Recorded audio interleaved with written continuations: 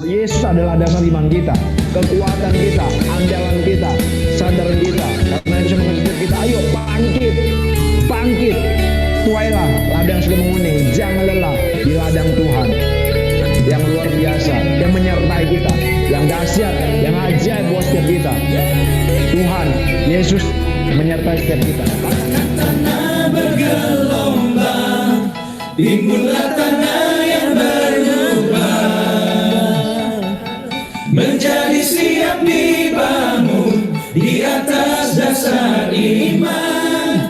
Ratakan tanah bergelombang, timbullah tanah yang berlubang, menjadi siap dibangun di atas dasar iman.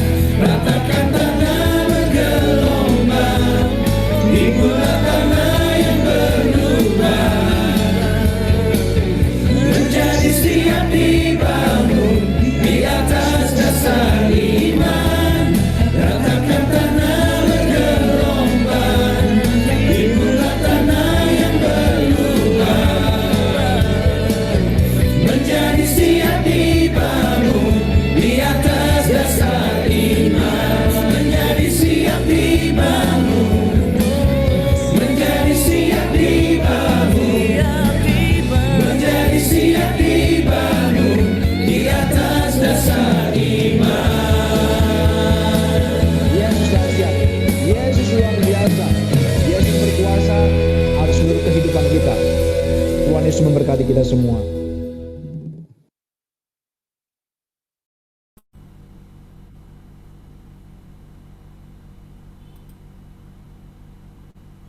Yes, pujian tadi berkata, jangan pernah lelah kita dalam Tuhan. Sebab Tuhan nggak pernah lelah mengasihi kita semua. Nah, brother, kita kedatangan dua pesaksi yang luar biasa, yang merasakan kebaikan Tuhan, dan beliau akan menceritakan bagaimana Tuhan menolong hidupnya.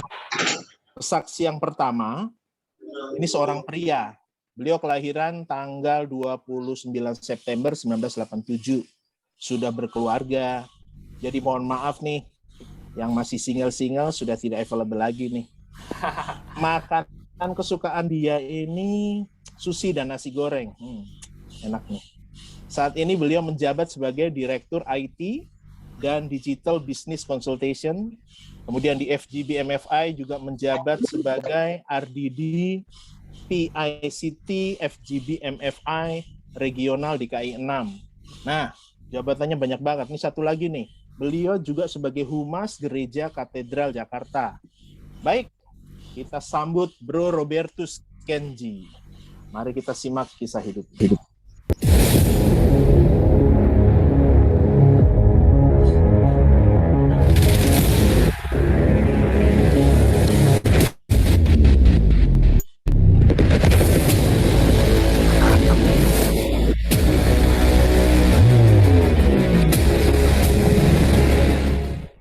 Halo, brother and sister sekalian, selamat sore. Salam sehat, salam berkat, dan salam orang-orang terbahagia di dunia. Terima kasih buat yang movement DKI 1 dan juga Bro Didi yang telah memberikan saya kesempatan pada sore hari ini untuk boleh bersaksi bagaimana kasih dan kemurahan Tuhan bekerja di dalam kehidupan saya dan keluarga. Saya punya latar belakang pekerjaan saat ini adalah di bidang wirausaha, IT dan digital development, di mana kami memberikan strategi dan konsultasi bagi klien-klien kami untuk meningkatkan branding secara digital dan mengkonversinya menjadi penjualan secara digital. Dan saya mengenal Flow Gospel sejak 2009, mulai menjadi member sejak 2011, dan puji Tuhan sampai saat ini saya masih dipercayakan pelayanan di regional saya DKI 6 sebagai Regional Department Director untuk bidang Voice dan IT atau VICT, gitu ya.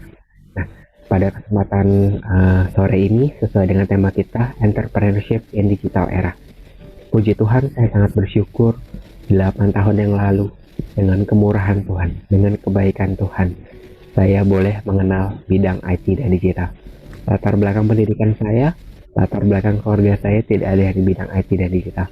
Dan 8 tahun yang lalu, bidang ini boleh dibilang masih termasuk bidang yang baru, bidang yang awam, yang mungkin tidak banyak orang yang melihat ada masa depannya gitu ya, kira-kira. Tapi puji Tuhan, pada saat itu saya diizinkan untuk bertemu dengan Saudara.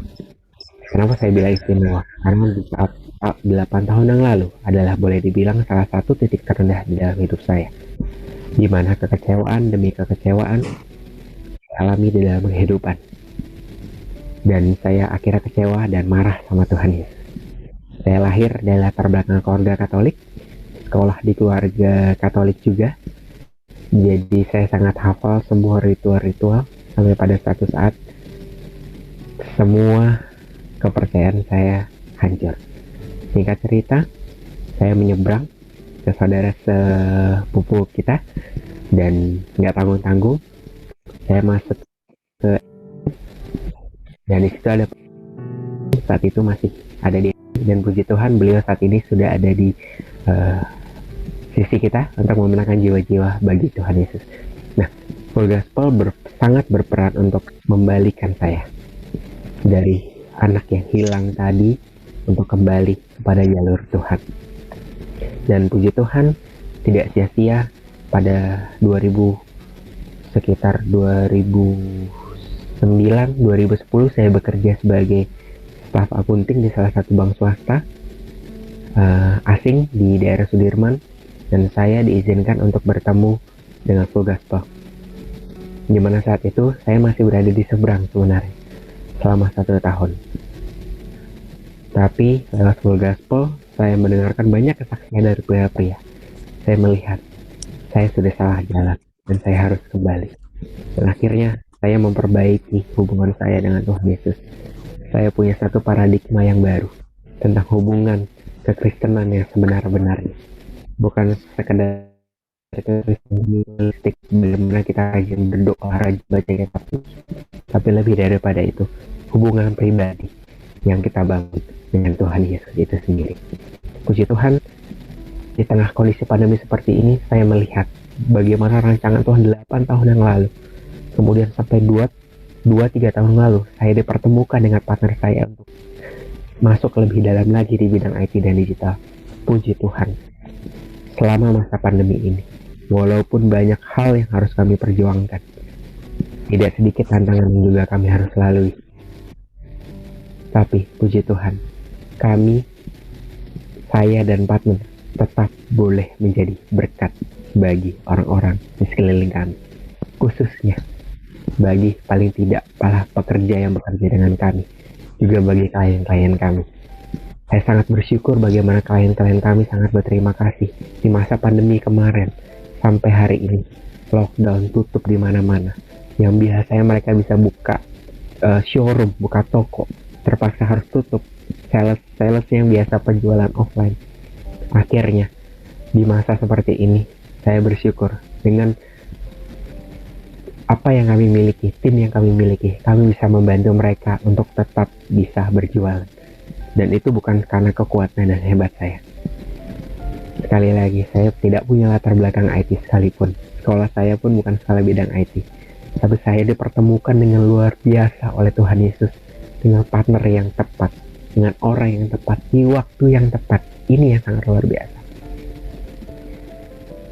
Tidak mungkin saya bisa masuk di bidang ini dan saya bertahan selama itu kalau bukan karena kasih karunia dan kemurahan Tuhan.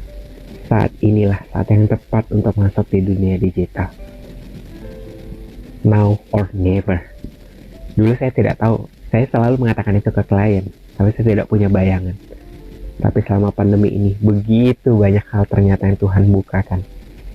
Ini loh, kenapa 8 tahun yang lalu, 5 tahun yang lalu, 3 tahun yang lalu, saya pertemukan kamu dengan bidang ini, dengan orang ini, dengan partner ini, dengan tim yang ini. Walaupun di tengah juga tidak berjalan mulus ya selalu, namanya di bidang usaha. Sampai saat ini pun kami masih berusaha untuk terus menjadi digital agency yang lebih baik dan lebih besar lagi. Gitu. Tapi paling tidak, saya bisa melihat di saat kita berjalan dalam rancangan Tuhan. Rancangan Tuhan adalah rancangan damai sejahtera dan sukacita. Itulah yang akan terjadi itulah yang jadi pegangan kita. Dan tidak ada lebih membahagiakan di saat bekerja, di saat pekerjaan kita bisa menjadi berkat bagi orang-orang di sekeliling kita. Tidak peduli seberapapun mungkin besar perusahaan kita, tapi di saat kita bisa melihat orang-orang di sekeliling kita terbantu, tersenyum, bahkan berterima kasih, ada satu rasa di dalam diri saya, paling tidak di dalam hati saya. Oh God, thank you Lord, you are the great. Rancanganmu bukan rancanganku. Kami punya keterbatasan sebagai manusia, tapi Engkau adalah Allah yang luar biasa. Mungkin itu saja saksian dari saya. Tuhan Yesus berkati kita semua.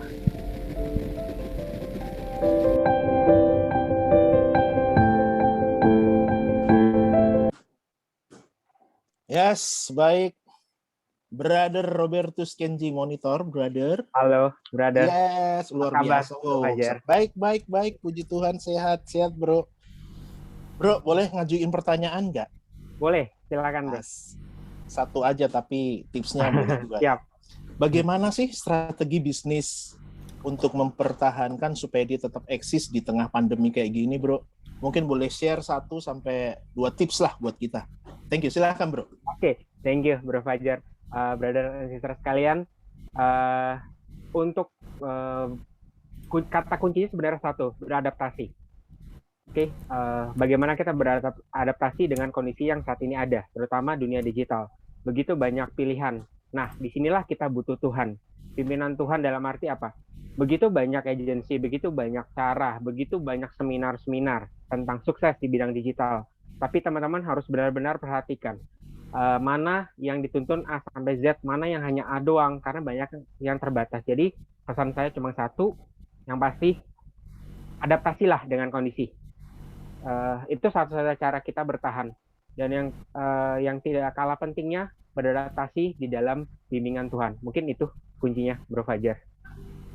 Thank you, brother. Terima kasih banyak. Adaptasi dan minta bimbingan Tuhan. Wow, tips yang luar biasa. Baik, brother. Terima kasih ya kesaksiannya dan sudah menjawab pertanyaan yang ada. Tuhan berkati brother dengan keluarga. Mantap, kesaksian Bro Robertus Kenji luar biasa. Saya percaya bahwa kalau saya pribadi aja diberkati lewat kesaksiannya. Tadi dikatakan apa? Yeremia 29 ayat 11, rancangan Tuhan, rancangan damai sejahtera ya. Haleluya. Jadi kita percaya bahwa kalau saya diberkati, pasti teman-teman yang ada di sini merasakan juga diberkati. Saya mau lihat orang-orang yang diberkati oleh Tuhan bisa kasih like, jempol atau tepuk tangannya sebagai tanda apresiasi bahwa kita menerima sesuatu yang baru lewat pesaksi kita malam sore hari ini. Nah, kita mau lanjut ke pesaksi yang kedua. Ya, dia seorang pria juga tentunya. Dia lahir di kota Solo, kelahiran 5 November tahun 92. Wow, muda sekali ya. Nah, dia mirip seorang model lah, kurang lebih ganteng-ganteng itu. Dia udah berkeluarga. Nah, kalau pesaksi yang pertama dia suka sushi dan nasi goreng. Nah, ini ada yang menarik. Dia suka masakan yang tidak pernah dijual dimanapun. Tahu nggak, Brother Fajar, di mana tuh? Makanan apaan ya? Iya, dia suka makanan. Kalau yang tadi suka favoritnya sushi dan nasi goreng, dia suka makanan yang nggak dijual di mana-mana. Apa ya? Nah, Nyerah. saya Apaan? coba jawab aja deh. Makanan istrinya, masakan istrinya. Ya, berarti ini seorang pria yang cinta mencintai istri banget, keluarga. keluarganya. Wow, luar biasa ya. Iya. Nah, Yes. saya mau kasih tahu bahwa beliau di dunia marketplace, dia menjabat sebagai manajer di Redcom Indonesia. Dia juga mengenyam pendidikan sebagai Magister Manajemen Glasgow Caledonian University di Skotlandia. Wow, jauh sekali ya. Tanpa berlama-lama, kita sambut pesaksi kita yang kedua, yaitu Bro Aditya Cahyadi. Simak dan saksikan tayangan berikut.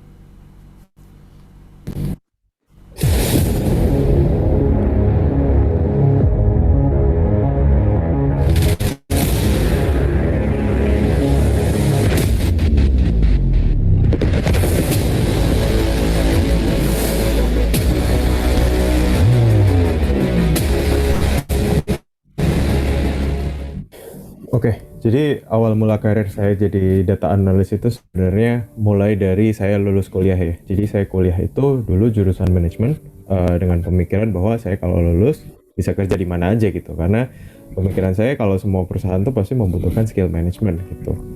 Setelah saya lulus, saya tuh mulai apply ke perusahaan, dari perusahaan teknologi, FMCG, corporate, dengan role apapun deh yang bisa saya kerjain gitu, dari marketing, finance, apapun deh gitu. Tapi mungkin di saat itu saya belum diizinkan Tuhan ya buat kerja di perusahaan-perusahaan tersebut gitu, karena ya belum dikasih kesempatan gitu, karena udah coba interview tapi belum lulus juga gitu. Dan masih jadi pengangguran mungkin setelah lulus tuh selama 5 sampai 6 bulan gitu. Nah, istri saya waktu itu masih pacaran ya waktu itu ya gitu. Jadi akhirnya dia bantu saya untuk cari lowongan pekerjaan dan akhirnya ketemu beberapa, dan salah satunya itu adalah di perusahaan namanya Redcom Indonesia gitu. Lowongan role-nya itu adalah data analis gitu, karena memang istri saya juga bekerja sebagai data analis. Jadi saya pikir kenapa nggak coba aja gitu jadi data analis gitu. Tapi ini kan Redcom Indonesia gitu, perusahaan yang sebenarnya saya nggak tahu namanya gitu, bahkan industrinya pun asing buat saya, karena perusahaan ini tuh industrinya namanya digital marketing, tapi butuh data analis gitu. Makanya saya heran, kok perusahaan marketing butuh data sih gitu. Tapi udah deh, saya nggak pikir panjang dan langsung apply gitu aja di perusahaan itu. Setelah saya apply, saya ingat banget beberapa hari saya dapat panggilan, lalu saya langsung janjian sama HR gitu, langsung ketemuan gitu. Padahal waktu itu kayak saya udah mau pulang ke Solo, cuman saya extend beberapa hari untuk interview lagi gitu. Nah, setelah sampai lokasi di sana, kok perusahaan tuh masuk perumahan gitu, kok setelah sampai tempatnya kok itu rumah gitu. Tapi ya udah deh, coba masuk dulu. Di dalam itu ada pintu kaca dan depannya itu tempat sandal dan sepatu gitu di depan lobinya gitu. Ternyata perusahaan itu beroperasi di rumah gitu dan direnovasi biar muat banyak meja gitu. Jadi kayak tipikal startup lah gitu. Situasinya kayak open space, ada ruang dengan karpet rumput buat meeting. Tapi waktu itu saya di perusahaan tersebut jam 9 pagi itu masih sepi banget gitu, karena ternyata mereka itu punya flexible working hours gitu, dan kebanyakan dari mereka itu datangnya lebih jam 10, jam 11 gitu, dan menyesuaikan jam pulang mereka, menyesuaikan kapan mereka datang gitu. Jadi mereka harus pulang lebih lambat gitu. Jadi long story short, saya udah interview dengan HR, udah interview dengan user, dan akhirnya diterima untuk bekerja di perusahaan tersebut gitu. Padahal saya minim banget ya background data gitu. Tapi memang saya cuman modalnya logiknya kuat dan juga punya business knowledge gitu, biar memiliki konteks sama datanya gitu. Saya bersyukur banget ya sama Tuhan waktu itu, dan baru sadar gitu bahwa Tuhan itu sebenarnya menutup pintu-pintu yang lain biar mengarahin saya untuk bekerja di perusahaan ini gitu. Dan saya bersyukur banget masih diberikan kesempatan untuk berkontribusi di perusahaan yang sama ya setelah 5 tahun gitu. Dan udah banyak banget berkat dan yang saya dapat dari perusahaan ini, dan juga pengetahuan gitu yang saya dapetin dari sini gitu. Tapi perjalanannya pun juga nggak mudah gitu bekerja di sini gitu, karena di tengah jalan pun waktu saya jadi data analis, kolega saya menghilang gitu karena dia bekerja sebagai part time, dan tiba-tiba ngilang aja gitu, nggak kerja lagi. Dan waktu itu manajer saya juga udah resign dari perusahaan itu. Jadi mau nggak mau ya saya harus handle reporting untuk lebih dari 7 brand di saat yang sama gitu. Dan mereka semua membutuhkan data dan insight untuk evaluate sebenarnya project-project mereka itu performance-nya seperti apa gitu. Tapi sekali lagi Tuhan baik ya. Tuhan tuh masih memberikan semangat dan kekuatan buat saya untuk keep going gitu. Dan biar saya tuh nggak ngeluh untuk pekerjaan udah dikasih sama Tuhan gitu. Walaupun itu rasanya berat banget, dan rasanya nggak mungkin banget semuanya dikerjain sendiri. Cuman akhirnya itu ya, Tuhan ngasih satu persatu data analis masuk ke perusahaan, dan akhirnya saya pun dipercaya buat memimpin tim data analis tersebut gitu. Pekerjaannya itu lebih ke mengevaluasi sebenarnya tools kita udah bagus apa belum, kualitas pekerjaannya udah oke apa belum, training buat knowledge data analis biar keep improving gitu. Jadi Tuhan tuh sebenarnya memberikan saya pekerjaan yang sangat berat itu untuk ngetes saya gitu. Jadi sebenarnya Didit itu udah siap nggak sih untuk diberikan pekerjaan yang lebih besar lagi gitu. Jadi kayak bangsa Israel ya, itu kan mereka diuji gitu sebelum masuk ke tanah perjanjian itu. Saya aja cuman beberapa bulan gitu, cuma sebentar gitu. Tapi bangsa Israel tuh muter-muter di padang gurun sampai 40 tahunan gitu. Jadi dari situ pun saya mulai menaruh kepercayaan penuh kepada Tuhan ya untuk apapun yang saya kerjakan gitu. Dan akhirnya saya pun juga setelah beberapa tahun saya pun diberikan kepercayaan lebih lagi dari CEO saya untuk menjadi data consultant untuk beberapa perusahaannya seperti Planet Sports Asia dan juga Telkom Indonesia gitu untuk beberapa project mereka yang relate sama data gitu. Dan juga sekarang saya leading research and development team untuk menggunakan machine learning untuk tujuan internal gitu related sama digital marketing. Jadi sekian sih kesaksian saya dan semoga cerita ini tuh bisa menjadi reminder buat kita semua untuk selalu memiliki keyakinan penuh kepada Tuhan di semua pekerjaan yang kita miliki gitu. Karena ada orang bilang ya, pekerjaan kamu yang melelahkan itu sebenarnya adalah mimpi dari orang yang tidak punya pekerjaan gitu. Jadi selalu bersyukur sama Tuhan dan menaruh kepercayaan kita sama Tuhan. Be blessed everyone.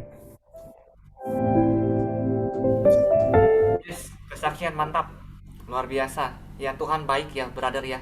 Saya panggil Bro Didit aja ya, panggilannya Bro Didit ya. Yap.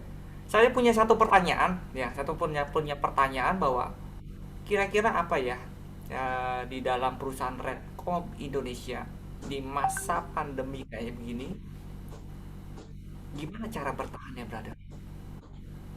Gimana cara bertahan untuk bekerja di Redcom Ya, atau kiat-kiatnya seperti apa perusahaan Redcom Indonesia bertahan dengan adanya Bro Aditya di dalamnya? Ya.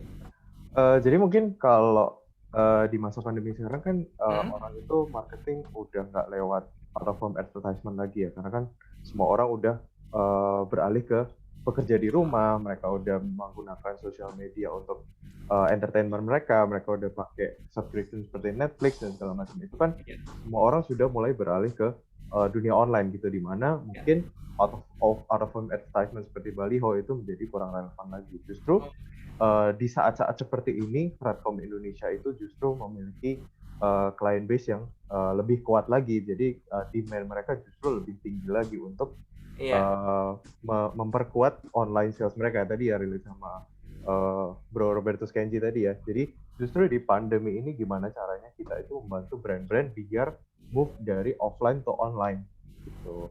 Jadi dari marketing mereka yang dari offline, sekarang mereka banyakkan ke online, ke social media, ke YouTube, news articles, even masuk ke influencer, seperti yang teman-teman sudah tahu juga, artis-artis gitu. Gimana sih cara menggunakan artis-artis tersebut untuk memarketkan produk-produk brand tersebut. Oke, baik. Berarti saya bisa simpulkan bahwa artinya kalau kita nggak berubah, artinya kita punah ya di masa pandemi seperti ini. Benar. Terima kasih buat kesaksiannya, ya bersedia menjawab pertanyaan yang ada. Terima kasih, Tuhan berkati. Ya, Bro Fajar. Ya, Bro Doni. Iya, peserta makin banyak nih kelihatannya ya. Bener, makin banyak. Tadi berapa ini? Sampai ke Sydney juga loh, Bro, ini. Oh, luar biasa. Ya, gimana kalau kita sekarang foto bersama dulu? Yes, Ya, boleh. kita abadikan momen kebersamaan kita malam hari ini, sore hari ini. Gimana, brother? Boleh. Yuk, boleh. Saya minta dengan kerendahan hati buat ya 218 ya peserta yang hadir di sini. Ayo perlihatkan wajah-wajahnya yang ganteng, yang cantik. Kasih senyum ya, kasih senyum yang manis ya. Nanti Bro Fajar akan memandu kita semua ya untuk take. Silakan Bro Fajar. Baik. Nanti saya kasih aba-aba, lalu nanti Bro Doni bantu untuk capture ya per halamannya ya. Siap. Baik. Slide 1, siap-siap slide 1. Bro Doni siap ya. Baik, senyum semuanya. 1, 2, 3. Ya, sudah. Lanjut. Baik, slide 2. 1, 2, 3. Ya, sudah. Slide 3. Kita lanjut ke slide 3. 1, 2, 3. Oke, thank you. Lanjut ke slide 4. Wow, slide 4. Siap-siap. 1, 2, 3. Ya. Masih ada slide 5? Masih ada sampai slide 9. Slide 5, siap-siap. 1, 2, 3. Slide 5. Oke. Ya, terima Slide kasih. 6. Lanjut. Lanjut, slide 6. Siap-siap. 1, 2, 3.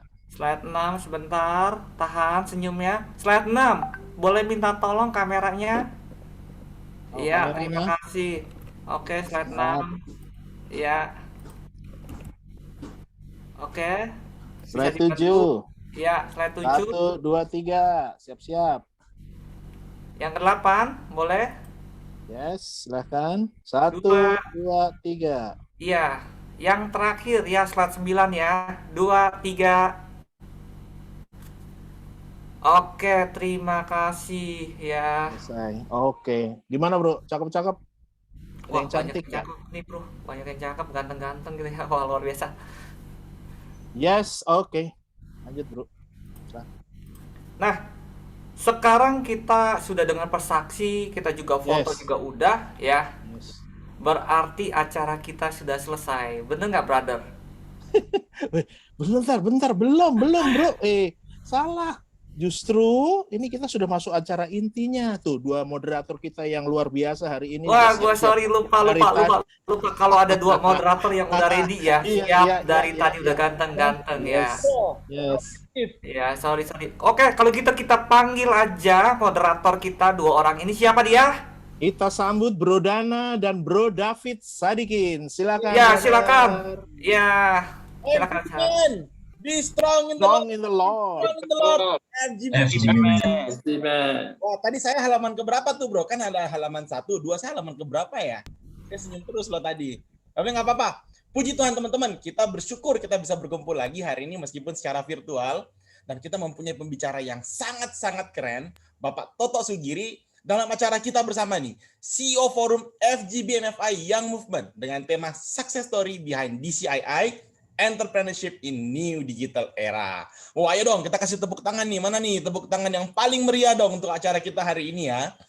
Dan saya juga akan ditemani oleh seorang anak muda yang gak kalah luar biasanya nih. Seorang sahabat dari Pak Toto juga, Bro David Sadikin. Selamat sore, Pak David. Gimana Pak kabarnya, Pak?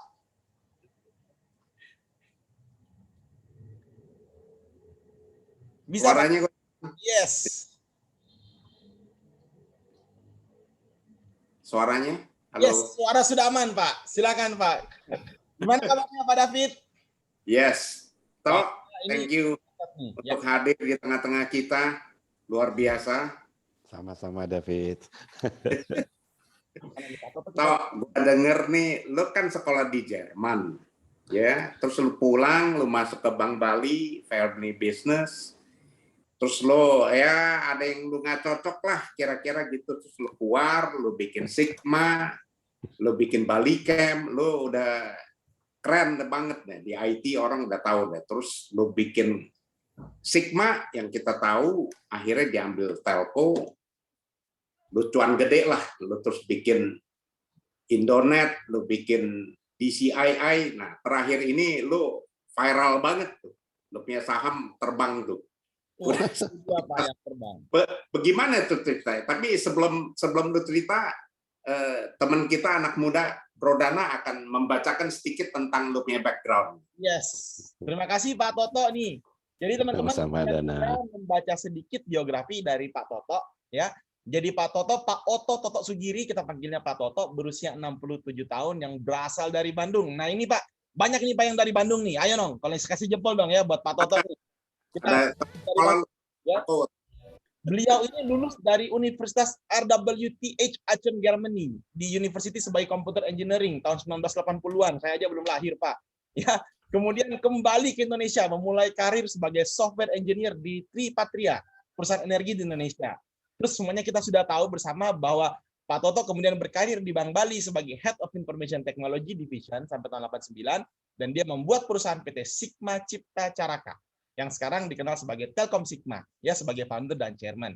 Beliau juga membentuk Bali Camp sebagai founder dan chairman sampai tahun 2007, dan yang sekarang yang paling viral nih teman-teman, sejak tahun 2011, membentuk PT DCI Indonesia, perusahaan pertama yang merupakan Tier 4 data center di Indonesia. Beliau juga terkenal sebagai pendiri sekaligus komisaris dari PT Indonet, yang juga sudah melantai di bursa saham. Ya, PT Indonet ini adalah provider pertama di Indonesia. Wah, saya yakin nih ya, Teman-teman pasti kalau sering baca berita nama Pak Toto ini sudah nggak asing lagi ya. Sejak PT DCI Indonesia melantai di bursa saham, PT DCI sudah terbang tinggi seperti tadi disampaikan oleh Pak David ya. Naik 14.000% kalau saya nggak salah. Dan luar biasanya semuanya ya, hanya dalam 6 bulan teman-teman. Wah ini luar biasa sekali ya, dan saya yakin saya mewakili semua teman-teman yang hadir di sini sudah sangat nggak sabar nih mau mengikuti acara talk show kita ya Om David ya. Yes. Ya. Ada satu yang kita belum tahu nih sebelum kita masuk acara. Tadi kalau kita dengar para pesaksi semua diperkenalkan dengan lengkap, juga lengkap dengan makanan favoritnya nih Pak Toto. Kita belum tahu nih Pak Toto makanan favoritnya apa nih Pak? Makanan favorit saya gado-gado dan ketoprak. Jadi kita sudah lengkap introduction-nya Pak ya. Oke Pak, izinkan saya pertama memulai nih Pak ya. Saya mau mengucapkan sekali lagi Pak kepada Bapak sudah mengikuti acara kami. Selama ini Pak, saya cuma bisa lihat muka Bapak di YouTube aja Pak atau di TV. Hari ini meskipun ya beda tipis masih depan layar laptop Pak ya. Tapi saya bersyukur Pak karena hari ini kita bisa interaktif. Dan ini modelnya talk show ya teman-teman ya. Jadi kita akan memberikan pertanyaan kepada Pak Toto dan langsung akan dijawab ya. Oleh karena itu teman-teman, saya mau ingetin sekali lagi, kalau ada pertanyaan ke Pak Toto, langsung saja diketik di kolom chat. Nantinya kami akan bacakan untuk dijawab langsung oleh Pak Toto. Ya, kita bisa mulai talk show-nya nih Pak Toto ya. Iya. Ya, oke Pak Toto. Nah ini sebelumnya ini pertanyaan pertama nih Pak ya. Sebelumnya ini tentu kami mengucapkan terima kasih dulu nih Pak. Karena Bapak sudah menjadi kebanggaan orang Indonesia nih Pak. Kalau dulu Pak, luar negeri hanya kenal seorang Elon Musk yang buat saham Tesla menguat 160 kali dalam 10 tahun. Tapi Bapak bisa naik 140 kali dalam 6 bulan, Pak. Ini pencapaian yang luar biasa, Pak. Tapi Pak, nah ini sebelum kita masuk ke seputar terjangnya Bapak nih di siang. Bagaimana sih seorang Otto Toto Sugiri waktu masih muda, Bapak kuliah di luar negeri, terus memilih balik ke Indonesia dan berkarir di PT Tripatria. Dan tentunya setelah itu di Bank Bali. Bisa diceritain nggak Pak, kenapa sih mau balik Indonesia, Pak? Silakan Pak. Oke. Balik Indonesia saya enggak sengaja sebetulnya. Karena waktu saya di Jerman, saya sudah kerja jadi programmer di sana, ikut sama profesor saya. Lalu karena ibu saya sakit, jadi saya memutuskan untuk pulang ke Indonesia sebentar. Tapi ternyata sakitnya ibu saya itu cukup parah. Jadi saya memutuskan untuk melepaskan semua pekerjaan dan tempat tinggal saya di Jerman untuk menemani ibu saya berobat. Jadi saya menemani ibu saya berobat hampir sekitar setahun lebih sampai dia meninggal. Nah, sesudah itu ya udah kadung ada di Indonesia dan bekas pacar saya yang sekarang jadi istri saya juga dia tidak mau pindah ke Jerman, jadi ya tinggallah di Indonesia gitu. Jadi lalu coba cari kerja di Indonesia, kebayang tahun 81 mau cari kerja sebagai programmer di Indonesia itu cuman ada 2 perusahaan yang punya komputer. Salah satunya adalah Tripatra Engineering, satu lagi adalah Sudarpo. Saya ingat banget gitu. Jadi karena itu saya mulai akhirnya kerja di Tripatra Engineering, jadi programmer. Walaupun perusahaan itu masih bingung, ini programmer dipakai buat apa ya katanya. Jadi saya coba keliling-keliling ke bagian engineering yang lain-lain untuk cari kerjaan apa yang saya bisa bikin nih supaya bisa bantu kerjaan mereka gitu. Mungkin in the short seperti itu. Oke, luar biasa sekali Pak. Pak David, silakan Pak David. Toh, terus lu gimana bisa masuk ke Bank Bali itu? Cerita. Gua bongkar nih rahasia lu. Sebetulnya saya ini kan anak yang dianggap dari kecil ini saya dianggapnya waktu kecil saya dikasih julukan oleh kakak-kakak saya itu Sinterklas. Karena saya nggak pernah bisa jaga barang saya dan nggak bisa pernah jaga pokoknya apa-apa ya dikasihin sama temen lah gitu.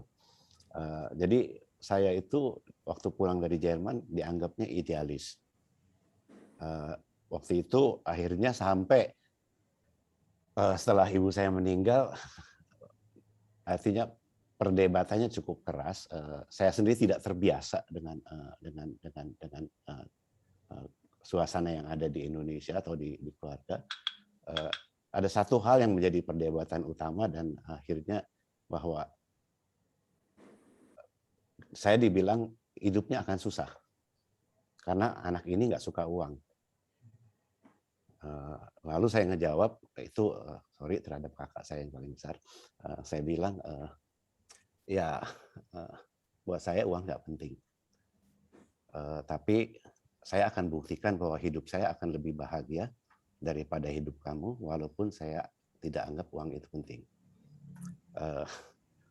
Jadi sesudah itu jujur ini nggak banyak orang yang tahu. Saya karena gengsi, saya tidak menyentuh satu fasilitas apapun dari keluarga. Saya mulai cari kerja, saya mulai dapat kerjaan, lalu saya kerja di Jakarta, jalan kaki dari rumah ke kantor. Ada mobil di rumah berapa biji, tidak saya sentuh satupun. Karena saya ingin membuktikan bahwa itu tuh nggak perlu. Dan juga gengsi lah, kalau udah memang bicara begitu. Mulainya dari sana, sampai satu waktu setelah saya kerja di Tripatra, saya ikut bergabung sama kawan saya yang membuat satu software company. Saya juga jadi programmer analis di situ. Satu waktu saya dibujuk terus oleh paman saya. Waktu itu dia presdirnya Bank Bali, Pak Jaya Ramli, untuk bantu di Bank Bali. Saya mulai saya bilang, kasih aja kerjaannya sama perusahaan tempat saya kerja. Oh, nggak bisa katanya, karena ini harus ditangani oleh orang sendiri. Zaman itu kan orang mau komputerisasi itu masih jarang banget gitu. Ya, berawal dengan saya hanya seminggu sekali coba datang ke Bank Bali untuk bantu ngajarin sepupu saya cara komputer programming itu kayak apa. Akhirnya tergoda juga masuk di Bank Bali. Alasan utamanya karena kalau jujur ya, alasan utama saya ada dua. Satu, saya cukup dekat dengan ibu saya, sangat dekat dengan ibu saya sangat mengagumi ibu saya. Jadi karena sering bertemu dengan paman saya yang kebetulan itu adiknya ibu saya, jadi saya akhirnya sangat senang berdekatan dengan dia. Jadi saya ingin coba ingin membahagiakan dia gitu. Yang kedua, saya diiming-iming mau dibeliin komputer gede gitu. Untuk setup IT-nya di Bank Bali. Akhirnya saya nyemplung di sana sih. Jadi kalau ditanya sejarahnya sih, awalnya saya nggak mau kerja untuk keluarga. Oh, keren sekali Pak, keren sekali Pak. Pak, ini terus kan kemudian gini Pak, setelah itu kan Bapak menjadi begitu terkenal ketika Bapak membentuk Sigma dan Balicamp Pak, sebelum akhirnya Bapak tentunya mendirikan PT DCII. Nah ini kita kan juga sesuai tema nih Pak, ya entrepreneurship nih Pak. Gimana sih Pak ceritanya dari Bapak yang ya seorang karyawan lah Pak saya anggap ya, dan kepala IT di Bali Bank, akhirnya memutuskan untuk keluar dan memulai perusahaan Bapak sendiri Pak dengan Sigma dan Balicamp. Silakan Pak. Nah ini dia. Kalau dilihat dari sejarahnya maupun kalau tadi yang saya ceritakan, saya itu tidak pernah punya cita-cita untuk jadi pengusaha. Saya tidak pernah punya cita-cita untuk punya banyak uang. Bahwa tiba-tiba saya keluar dari Bank Bali karena satu hal dan hal lain merasa tidak nyaman dan tidak bisa membayangkan kehidupan saya nanti kalau saya udah mulai tua. Beberapa hal yang tidak cocok dengan hati saya. Soal fairness, soal apa dan lain-lain.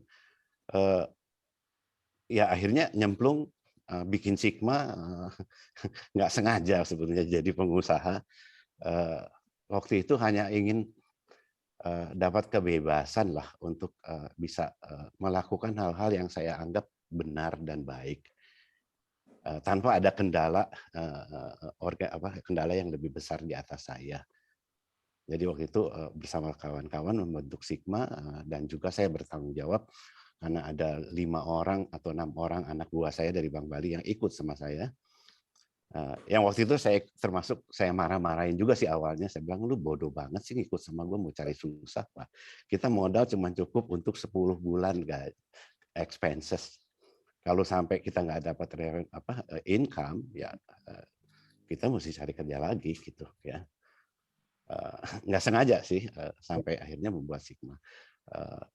Jadi yang menjadi motivasi saya waktu itu, saya mengatakan, oke, saya terharu melihat loyalitasnya staff saya yang ikut keluar mengambil risiko. Mungkin risikonya lebih besar karena sebagian besar dari mereka bukan anak-anak yang berada.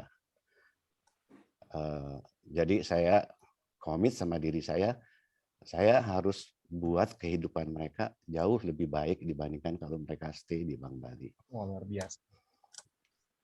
Jadi tanggung jawab untuk saya itu. Wah, keren. Saya lanjut nih Pak David atau Pak David? Atau saya lanjut? Saya ini ya, ambil cuplikannya aja, toh. Gue simak lu tadi, gue inget lu berulang lu bilang lu nggak mau jadi kaya. Gue kalau baca Amsal itu kayak Salomo, nggak minta kekayaan lu, tapi lu dikasih hikmat. Sehingga lu membuat satu fenomena jebolan di bidang IT. Dan yang gue tahu juga lu membuat provider pertama Indonet yang sekarang jadi Edge. Yang terus katanya gue baca itu lu jual saham, lu untung sampai T itu. Coba cerita sedikit tuh. Jadi, nah ini dia. Sebetulnya kan jangan dilihat dari triliunnya atau T-nya ya gitu. Yeah. Kalau T-nya sih nama gue juga T-nya banyak, ada 4 gitu. Yeah. Toto gitu kan, T-nya 4 tuh Fit. Tapi segala sesuatu yang gue kerjakan, gue tuh selalu melihatnya ini manfaatnya apa sih. Waktu gue diajak bikin Indonet, itu tahun 94 sama teman gue. Tok, gue mau bikin ISP yang pertama di Indonesia. Gue tanya, ini apa sih ISP gitu? Ya, Internet Service Provider komersial yang pertama. Terus gunanya apa sih? Coba gunanya waktu itu kita lihat gunanya, oh ini kalau mahasiswa di Indonesia bisa dapat akses internet, dia nggak usah nunggu sampai fotokopi buku gitu. Ya, mereka akan jauh lebih pintar, lebih cepat untuk akses itu. Jadi dari dasar itu aja bilang, oke, let's do it, bikin. Dan kita coba sampai manfaat itu bisa terjadi, ke deliver ke ke banyak orang. Motivasinya selalu itu, Fit. Dan sebetulnya kalau dilihat belakangan belajar dari baca buku tentang bisnis atau kita pada saat orang bikin bisnis model, nah bisnis model yang harus cara bikin bisnis model yang pertama harus dibuat adalah kita mau create nilai added value apa sih, nilai tambah apa, ya kan? Kalau soal teknologi kan ada di belakangnya sebagai penunjang ya. Tapi manfaat yang bisa diberikan pada orang banyak itu apa? Betul. Jadi fokusnya selalu manfaat dan impact pada orang pada lingkungan yang lebih besar gitu. Dari lingkungan yang ya otomatis lingkungan yang kecil di tempat perusahaan tempat gua kerja ya kita itu juga harus itu nomor 1 harus baik dulu. Sudah itu juga impact pada ininya. Jadi kalau manfaatnya besar, market akan apresiasi kan, ya. Oke. Oh, keren sekali Pak. Jadi kalau manfaatnya besar, market pasti akan apresiasi Pak. Pasti. Oke. Sekarang ini Pak nih, pertanyaan berikutnya nih Pak. Ini kan seperti yang saya rasa teman-teman sudah nunggu nih Pak. Bapak ini kan sekarang viral banget nih Pak. Kalau dulu Pak ada namanya Dimas Kanjeng bisa melipat gandakan duit Pak. Bapak bisa melipat gandakan lagi, membuat 104 kali lipat Pak dalam waktu 6 bulan. Dan juga sesuai tema kita hari ini Pak, success story behind DCII Pak. Gimana sih Pak success story-nya? Sampai Bapak akhirnya mutusin masuk ke bursa saham Pak. Silakan Pak. Gini deh, waktu saya bikin DCI itu saya cuma melihat bahwa Indonesia ini butuh data center yang kualitas baik. Kenapa sih Indonesia mesti kalah sama Singapura? Ya enggak? Padahal penduduk Indonesia itu 270 juta orang, Singapura cuma 5-6 juta orang.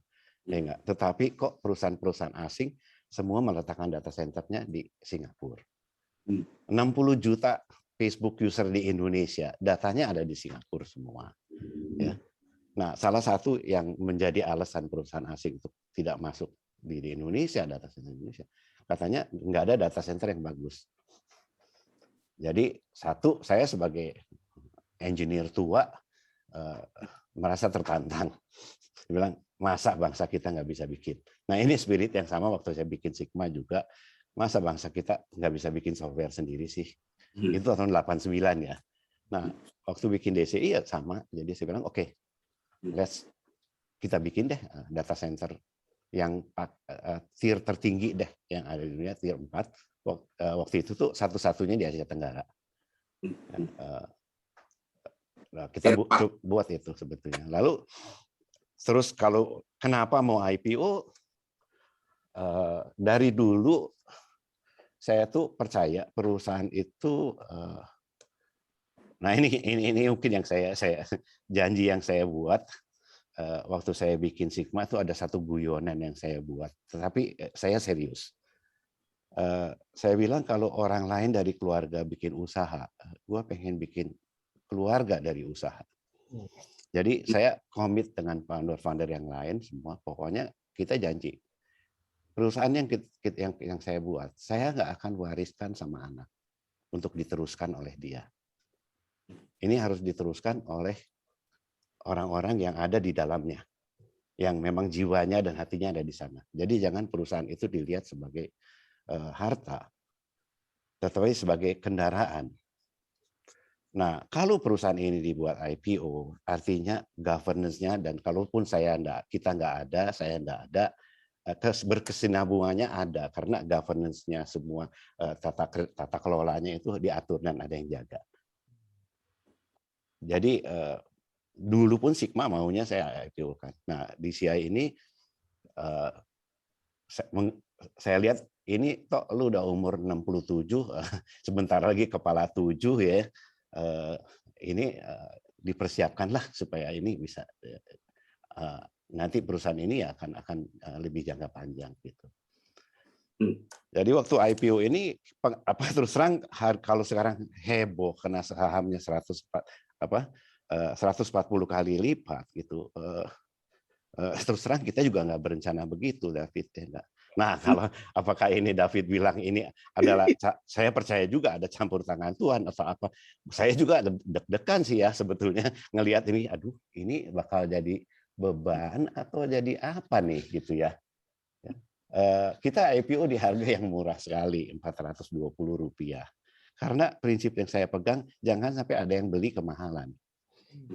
Ya, dan marketnya nggak ngerti gitu, belum ngerti nih bisnis ini. Itu persepsi saya. Jadi ya kalau yang beli di sana ya pasti orang untung deh gitu ya. Ya, jadi bahwa sekarang jadinya seperti ini ya, jadi saya anggap ya dihadapin aja deh gitu.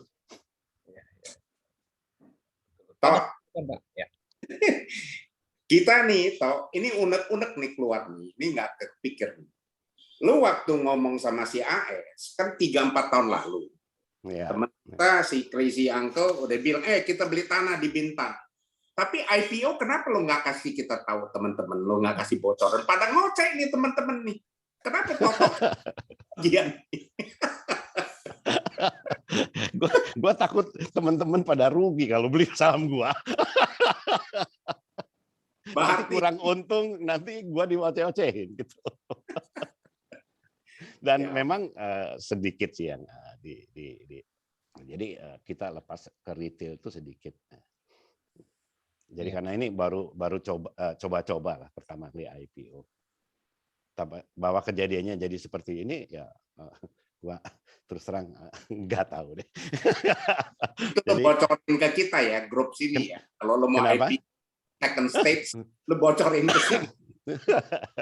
Gue bagi ke teman-teman. Oke, Bro Dana, silakan. Ya. Pak, ini sesuai tema kita lagi nih, Pak. Entrepreneurship in new digital era, Pak. Gimana nih, Pak? Apa yang bisa kira-kira Bapak sharingkan mengenai entrepreneurship ini, Pak? Silakan, Pak. Aduh, entrepreneurship itu kan saya juga nggak sengaja kan jadi entrepreneur, tapi saya rasa dasarnya adalah entrepreneurship itu satu,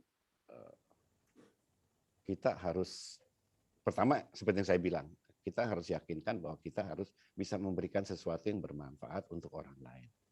Menggunakan skill kita. Kalau skillnya belum ada, kita carilah. Tapi motivasinya harus itu. Ya. Nah itu adalah jadi impian utamanya dulu dari seorang entrepreneur gitu. Untuk itu dia akan berusaha sebanyak mungkin dan berinovasi. Nah, faktor inovasi adalah satu faktor yang paling penting dalam inovasi, dalam entrepreneurship. Jadi kalau duitnya nggak cukup, ya gue pakai mesin bekas gitu. Itu termasuk inovasi. Ya, waktu saya di Sigma cuma modal cukup buat bayar gaji 10 bulan, kita beli mesin juga nggak mampu, mesin IBM mahalnya bukan main itu. Ya, nah kita mesti pinjam lah dari orang. Atau saya waktu itu bilang sama klien saya bisa buatin softwarenya, tapi siapa yang beli komputernya? Saya nggak punya uang, nggak cukup uang gitu. Ya, being honest gitu ya. Nah itu, nah menariknya gini, kalau kita melihat, kalau saya anggap kalau kita lihat entrepreneurship itu ngelihat bisnis ini itu seperti main game. Main game itu kalau orang main game, dia punya tenaga dan energi yang bukan main karena dia suka, ya bukan kepaksa. Makanya entrepreneurship ya kalau motifnya untuk cari duit, dia cepat capek. Kalau duitnya nggak datang, ya benar kan? Kalau dia anggap ini kayak main game, ini cita-cita saya, gue bangga ini kalau ini bisa jadi, ya energi dan inovasi mereka akan besar sekali, dan nggak ada lelah capeknya. Betul.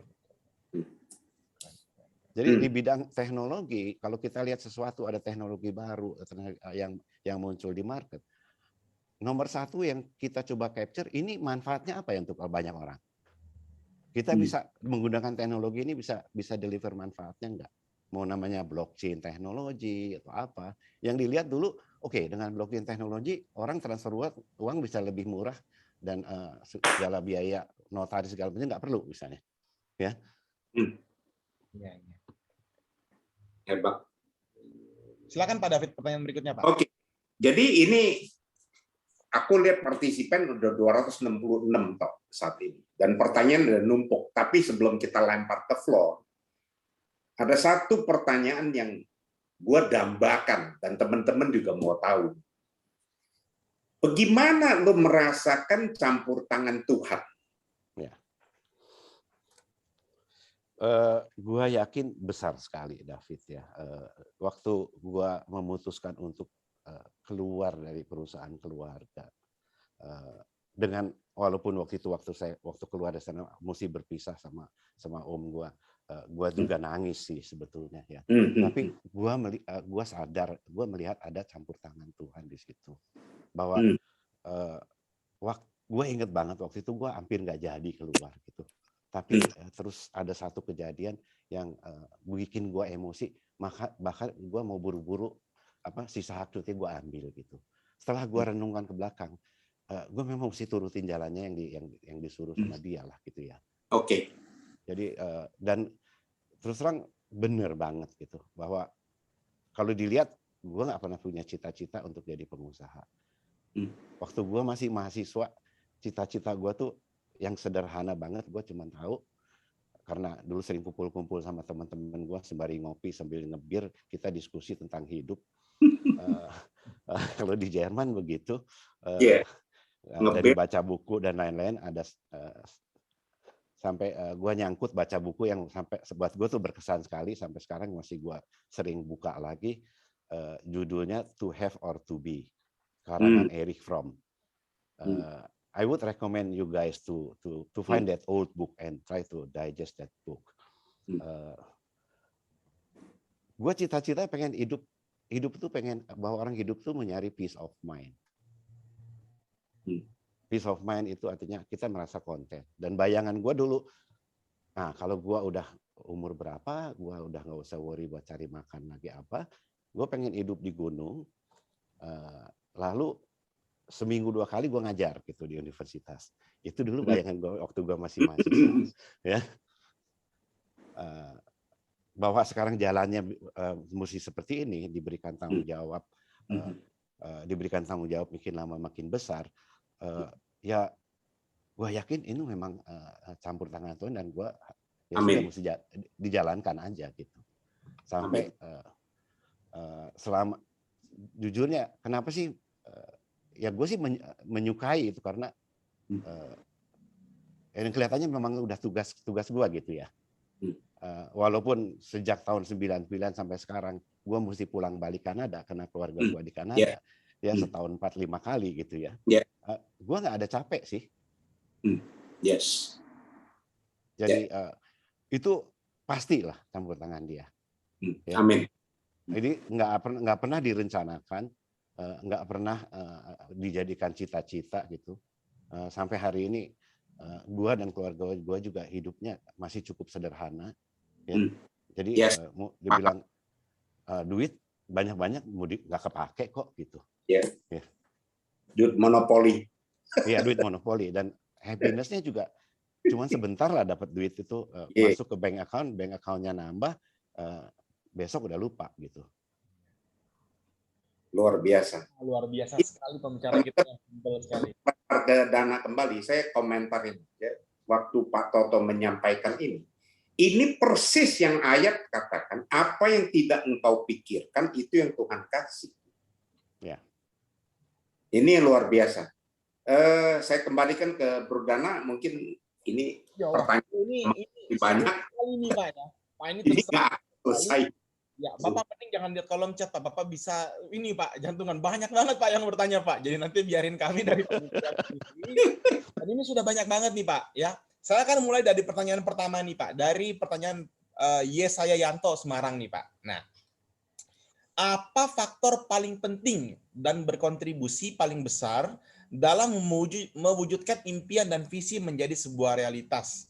Contohnya tentunya dalam kasus BCII yang fenomenal. Jadi apa nih Pak faktor paling penting dan berkontribusi paling besar dalam mewujudkan mimpi Bapak nih Pak? Silakan Pak. Susah Pak ya? Susah dibilang, tapi artinya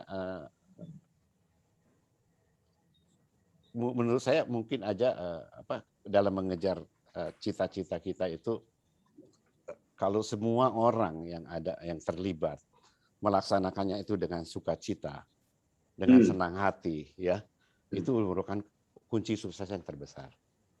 Dan apa yang kita lakukan itu harus memang dengan niat yang baik, bukan untuk merugikan orang lain.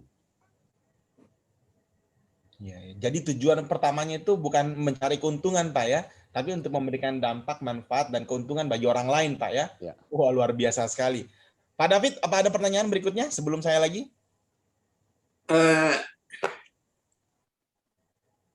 Kenapa lo berpikir ke tier 4? Karena tier 4 dan tier 3 kan bedanya sedikit sekali. Mungkin ya ini agak teknis, tapi ini ada pertanyaan dari teman-teman yang di IT.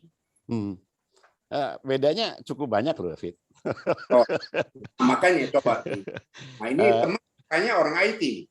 Kalau secara desain, secara teorinya, tier 3 itu maksimum allowable downtime dalam setahun itu 52 menit.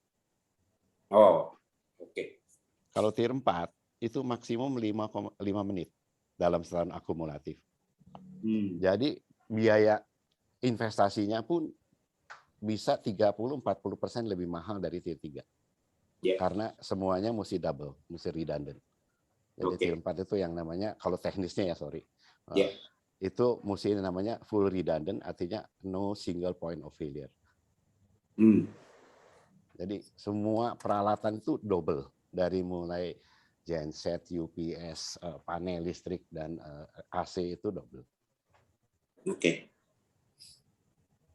Nah, jadi, saya waktu bikin tier 4 itu saya bilang ya udah, kita bikin yang tier 4, kita tunjukkan dulu bahwa di Indonesia ini ada yang kualitas yang bisa diterima, yang saat ini kita direndahkan, kita bilang nih ada nih yang world class tier.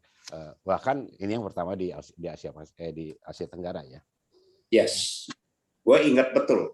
sedikit lebih ke teknis. Gue inget bener kita waktu chat di Crazy Uncle, gue tanya, lu punya kapasitas, waktu itu lo lagi bicara sama AS, tuh gue inget 3-4 tahun lalu. Itu lo menyebutkan di Jepang ada 700 megawatt atau apalah satuannya. Terus Ya, lu bilang 700. Singapura 400, lu 150 going somewhere gitu. Coba mungkin dijelaskan karena kan era digital. Apa sih sebetulnya database itu yang sebegitu mahalnya sampai you invest kan di atas 200 juta US itu that's long time ago. Oke, gue mesti koreksi angkanya yang lo bilang. Yeah. Jepang total per negara itu Jepang itu 700 megawatt kapasitas data center. Kapasitas data center itu diukur dari listrik yang dipakai untuk menyalakan server dan storage-nya. Oke. Singapura juga sekitar waktu itu sekitar 425 mega menuju ke 700 mega. Indonesia sampai dengan tahun lalu itu baru 71 megawatt. Oh. Ya. Nah, lalu ada studi yang mengatakan yang menghitung sebetulnya kapasitas data center per kapita yang dibutuhkan tiap negara itu berapa? Yang wajar. Nah, Jepang itu 10 watt per kapita. Singapura itu di atas 70 watt. Nah, angka Singapura ini kita anggap nggak wajar. Karena di Singapura banyak menampung data-data dari negara tetangga. Jadi yang wajar itu 10 watt deh. Di mana Jepang punya data center, dia melayani orang Jepang doang. Ya. Oke. Nah, kalau 10 watt kita ambil sebagai angka patokan per kapita, Indonesia kan ada 270 juta penduduk. Oke. Jadi potensial untuk data center bisnis di Indonesia itu 2,7 gigawatt atau 2.700 megawatt. Yang saat ini baru 70-an. Mungkin di tahun 2021 ini menurut prediksi gue sekitar 120-130 watt atau hampir 100, bisa double lah 140. Kalau in short data center itu bisnisnya orang suka kadang-kadang suka salah mengerti. Kalau bisnisnya data center seperti DCII ini kita data center colocation. Jadi kami menyediakan tempat dan peralatan penunjangnya. Klien-klien kita yang meletakkan server sama storage-nya di kita. Supaya dia nyala terus dan aman dan nggak ada mati-matinya. Nah, itu tanggung jawab kita. Oke. Berikutnya nih Pak, saya mau kembali di pertanyaan dari pemirsa nih Pak. Ya, jadi ini dari Pak Irawan nih katanya gini, Pak Toto mau tanya menurut Bapak kelebihan PT DCI dengan yang di luar negeri, misalnya perusahaan Singapura yang sejenis bidang usahanya itu apa Pak kira-kira? Silakan Pak. Yang di luar negeri, kebetulan waktu saya buat DCI itu saya menggandeng satu perusahaan data center untuk menjadi semacam partner, bukan partner dalam hal equity, tetapi kita ambil semacam kerjasama, semacam franchise agreement, kerjasama teknikal. Perusahaan itu namanya Equinix. Equinix itu perusahaan data center terbesar di dunia. Ya. Mereka secara size ya saat ini masih paling besar di dunia deh. Kalau nggak salah market cap-nya itu mesti dicek sih. Sekarang sih sekitar 70 miliar dolar atau berapa. Ya. Kalau ngelihat PE ratio juga jangan kaget kalau untuk data center, perusahaan data center itu rata-rata dia ada di atas 100 kali, 170. Kalau Equinix kalau nggak salah 160 PE rasionya. Itu jadi kami belajar banyak. Jadi waktu itu saya menggandeng mereka karena saya waktu itu rekrut fresh graduate, anak-anak Indonesia, lulusan luar negeri maupun dalam negeri, skillnya belum ada di Indonesia. Jadi dengan kita kerjasama dengan itu ada transfer of knowledge-nya. Jadi dan kira-kira yang membedakan Bapak dengan di Singapura itu apa tuh Pak misalnya? Kan tentu ini kan kalau data center kan bisa di mana aja nih Pak. Enggak juga Pak. Untuk saat sebelum ini bisa di mana aja gitu. Ke depan ini harus dekat dengan pelanggannya. Kalau orang-orang teknis tahu yang ada yang namanya latency gitu. Ya. Yang main yang main game itu Iya. pasti tahu banget kalau soal latency. Tahu, Kalau Pak. gua ngeping berapa millisecond gitu ya. Iya, iya. Nah, itu kalau ada di Singapura ataupun ada jauh jarak fiber optiknya, nanti nge-lag gitu. Nah, ke depan ini dengan banyaknya artificial intelligence dan juga konten makin besar dan lain-lain, apalagi bukan hanya online gaming tapi AI yang dideploy itu harus dekat dengan pelanggannya. Latensinya mesti rendah. Jadi karena itu perusahaan-perusahaan yang besar seperti Amazon Web Services, Google Cloud, Alibaba Cloud itu semua mulai menempatkan data centernya di Indonesia. You'll be the partner ya, betul nggak? They are our clients. Oh.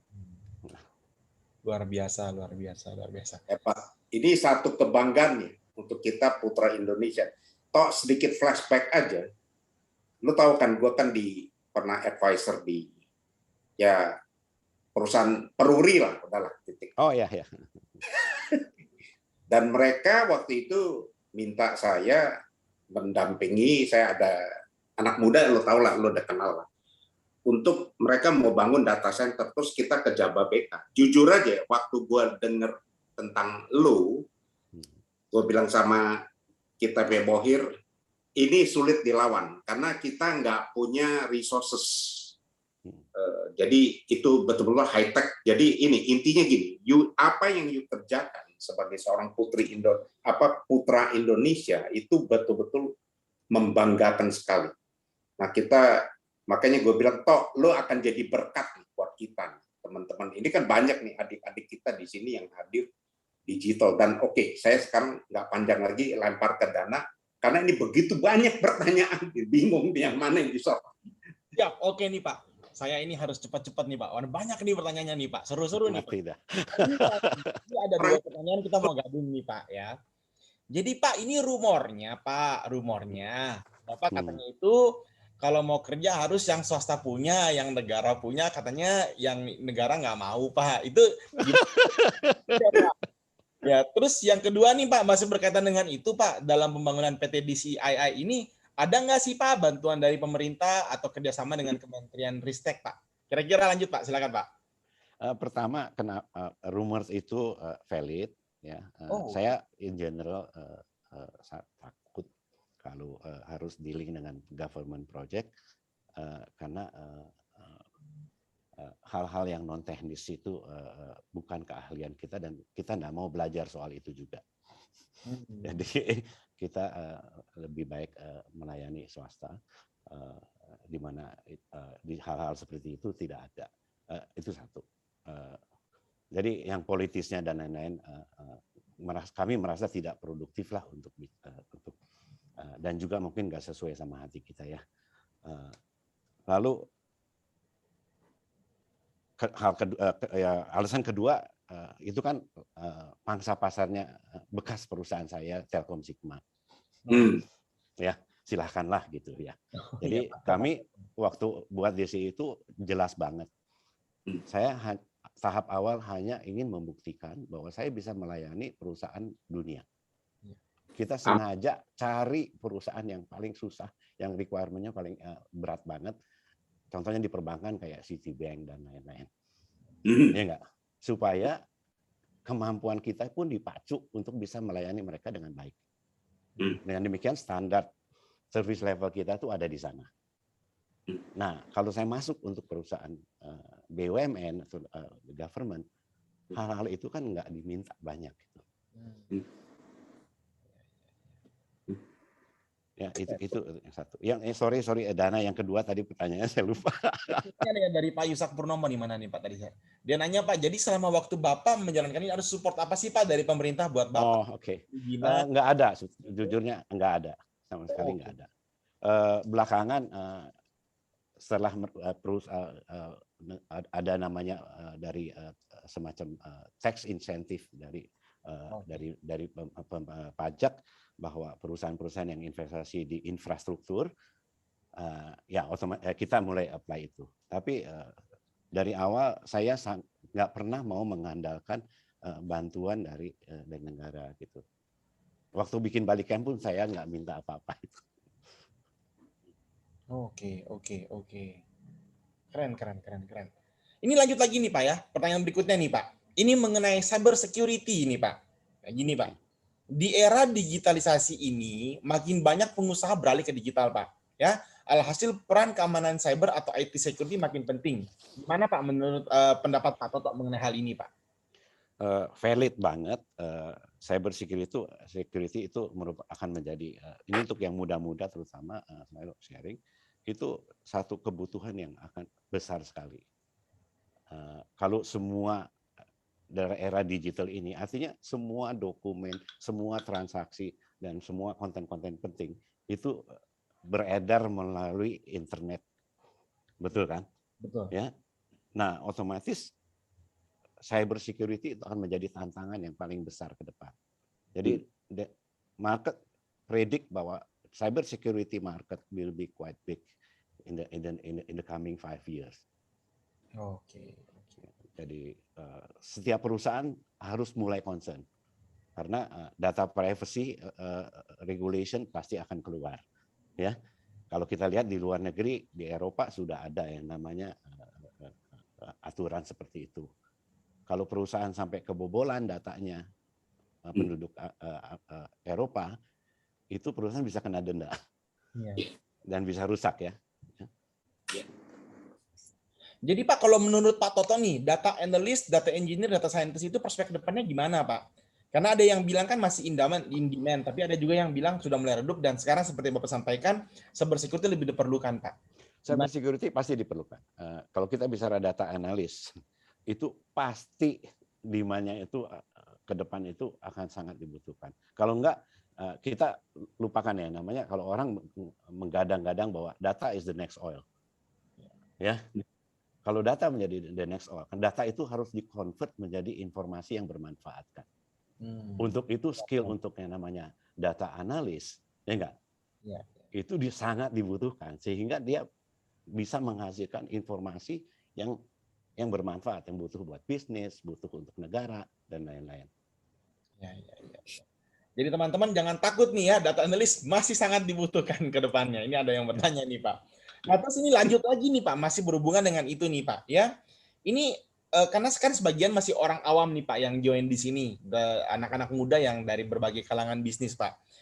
Data center yang Bapak handle tentang apa aja sih Pak? Dan kira-kira pendapat Bapak tentang jual beli data nasabah bank oleh pihak yang tidak bertanggung jawab itu seperti apa Pak katanya? Waduh, itu nggak halal itu. Itu kan gini, kalau kita lihat ya, data itu sebetulnya satu, milik setiap konsumen. Ya, itu secara haknya setiap orang punya. Bahwa sekarang kalau data itu diperjualbelikan oleh apakah itu dilakukan oleh perusahaan? Ini bukan rahasia umum lagi kan kalau perusahaan telco itu jualan data kita kan? Ya, sampai kita diteleponin terus untuk kredit tanpa agunan dan lain-lain ya. Betul. Ini yang kita harapkan bahwa pemerintah itu mengeluarkan yang namanya Data Privacy Act. Perlindungan data pribadi. Nah, pihak lain yang mencuri data ada gitu ya. Karena itu cyber security akan menjadi sangat penting. Kalau terakhir kayak BPJS datanya misalnya kecolongan dan lain-lain, ya enggak. Sekian banyak data KTP orang Indonesia diperjualbelikan di dark web. Ya artinya cyber security effortnya itu tidak cukup berhati-hati sehingga itu bisa kecuri gitu. Jadi yang menurut saya data itu tidak sebaiknya diperjualbelikan. Karena bukan haknya perusahaan A atau B ya, ataupun siapa ya. Iya. Memang kalau kadang-kadang Pak, perusahaan telepon kita nanya, kamu dapat data saya dari mana? Ditutup Pak teleponnya Pak. Betul. Itu udah nggak halal itu Dana. Kembali ke cyber security, ingat nggak 4-5 tahun lalu kita sama Regi kita duduk, gue tanya lu, Tok, bagaimana ini cyber security? Nah ini kan sebenarnya cyber security, ini kan bagian dari pemerintah. Tapi kalau you punya satu pendirian tidak mau bekerja sama dengan, ya bukan bekerja sama lah, artinya ini kalau cyber kan pasti pemerintah gitu. Enggak juga, Enggak. enggak juga. Pemerintah Jadi punya gimana? tugas. Ini kita protect gitu loh. Pemerintah punya tugas untuk melindungi data-data yang dipegang oleh badan-badan pemerintah. Ya. Ya. Tapi di swasta pun dia punya kewajiban untuk kayak bank dan lain berkewajiban untuk melindungi data-data nasabahnya. Oke. Ya, artinya perusahaan-perusahaan swasta pun akan butuh sarana cyber security ini. Mungkin sebagai contoh ya, waktu itu kan kita ngobrol-ngobrol ya, tapi terus kalau gue biasanya langsung bikin gitu ya. Ya. Oke, lo dibikin. Jadi ya ngumpulin anak-anak muda, lu bikin ini deh gitu ya. Jadi ada satu perusahaan yang aku groom, akhirnya menyediakan cyber security service, cyber security as service. Jadi perusahaan-perusahaan itu dibantu dan mereka yang monitor, dipasangin semua sarananya dan bisa dimonitor sih. Pertanyaan gue, kenapa lo nggak ngajak gue? Kepikiran. Nggak, soalnya lu bukan anak muda soalnya. Kita duduk aja makan ya, tenang. Iya. Ya oke. Gua sendiri nggak ikutan banyak. Iya. Oke Pak, ini sudah mulai ada yang bertanya nih Pak nih. Ini juga mengenai virtual background Bapak nih Pak, mengenai gedungnya DCII nih Pak. Ini ada yang bertanya. Apakah jadi mungkin Bapak bisa jelasin sedikit Pak mengenai bangunan DCII yang katanya itu ada apa sih restriktif dan itu Pak ya. Terus apakah bisa dibangun data center ini di kawasan industri dan yang sekarang itu berapa luasnya Pak? Silakan Pak. DCII site pertamanya itu memang ada di kawasan industri.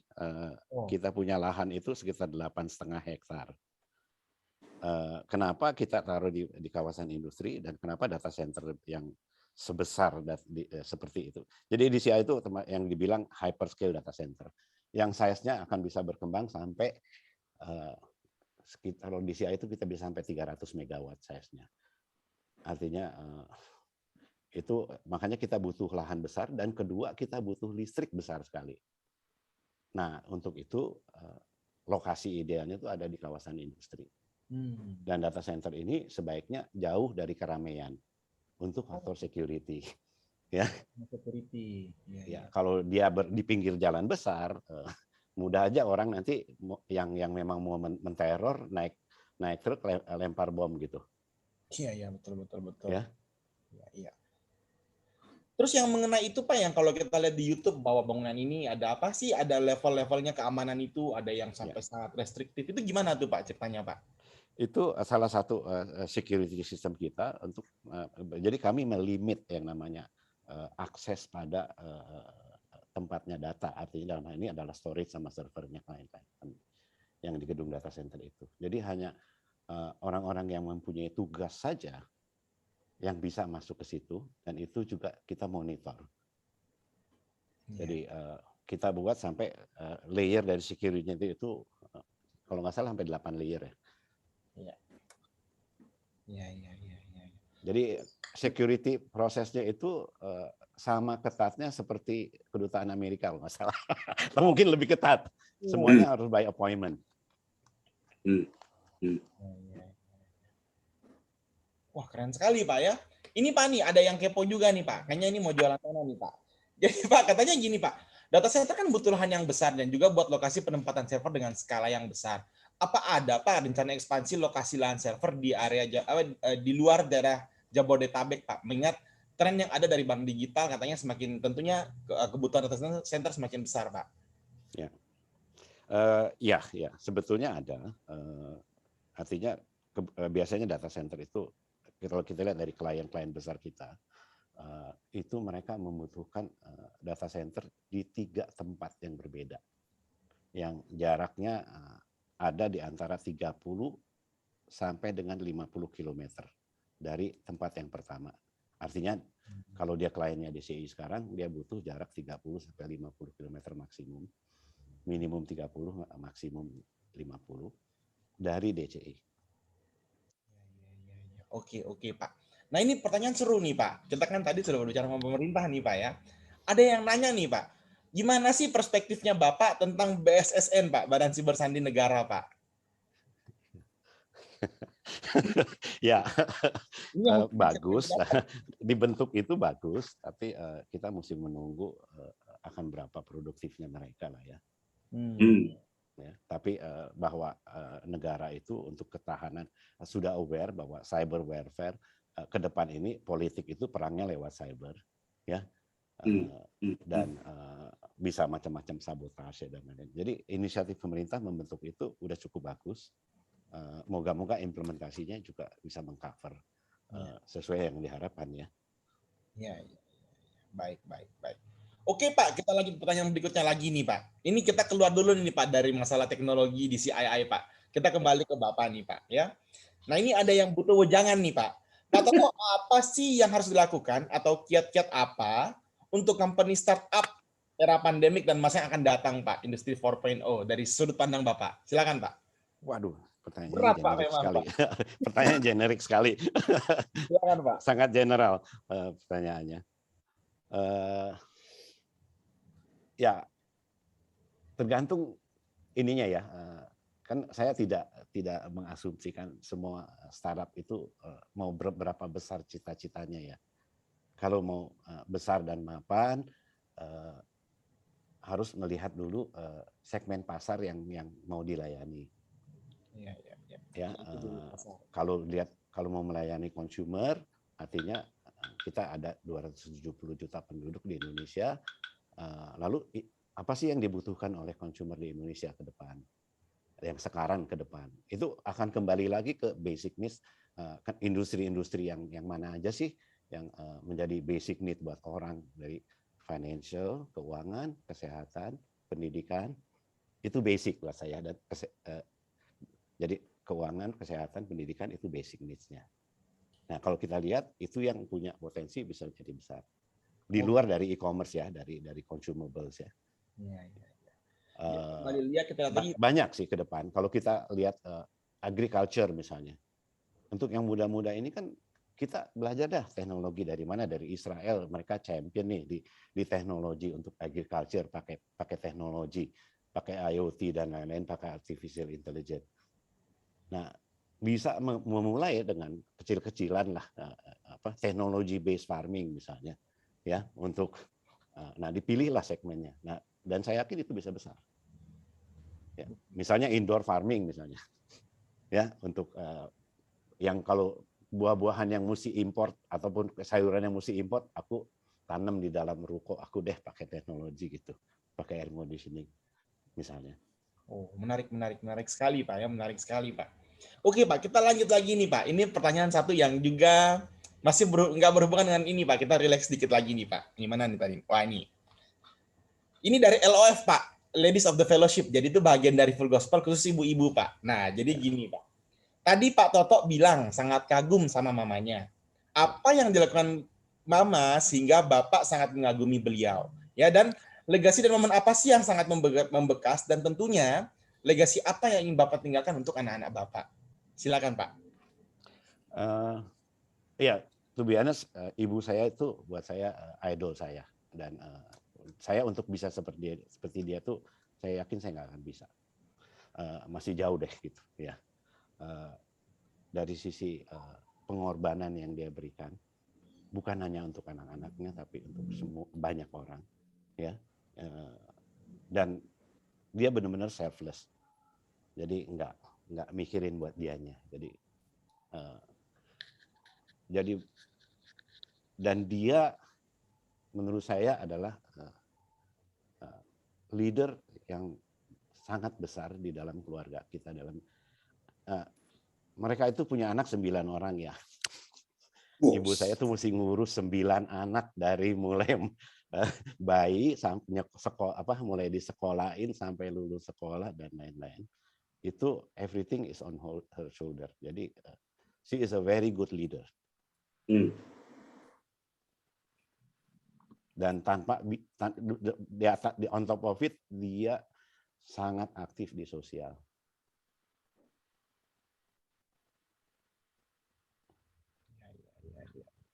Jadi itu tentu yang melihat sampai Bapak mengagumi ini ya Pak ya. Sangat keren sekali Pak, terima kasih Pak. Terus inilah ada lagi nih Pak, pertanyaan baru masuk nih Pak. Apa sih Pak katanya visi dan tujuan hidup Bapak 10 tahun ke depan sesungguhnya di luar bisnis dan ukuran kemakmuran Pak? Nah, terus ini dia nih katanya di bawah Pak. Apa sih Kemak- yang paling grup Pak katanya? ini kemakmuran kan bukan visi saya dari dulu. Ya, Asal cukup aja. Kalau dibilang kaya dari dulu saya udah kaya karena saya merasa lebih dari cukup. Cukup. Jadi angka itu relatif. Jadi menurut definisi saya orang kaya adalah orang yang merasa dirinya lebih dan bisa punya Amin. kelebihan untuk bisa bantu orang lain atau membuat sesuatu yang bermanfaat.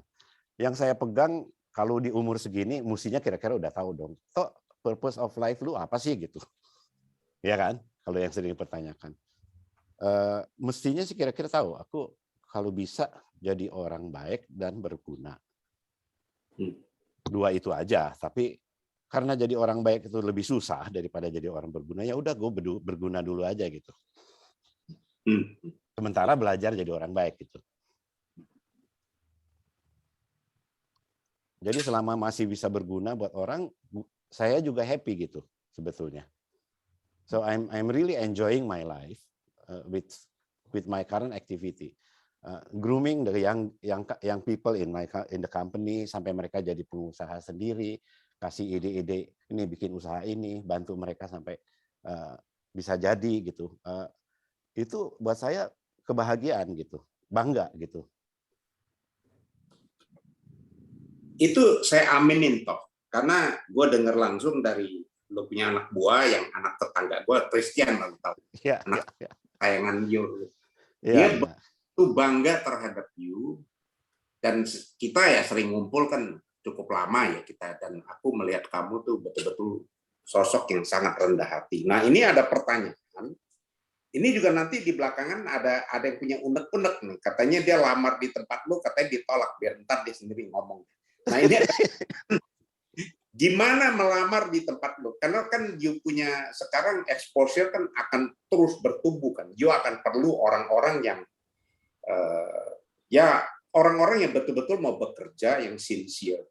Nah mereka ada pertanyaan di sini, bagaimana dan harus kemana mereka kalau mau jadi bagian daripada perusahaan, jadi karyawan? What's your advice? Waduh, gua jadi agent terimain karyawan?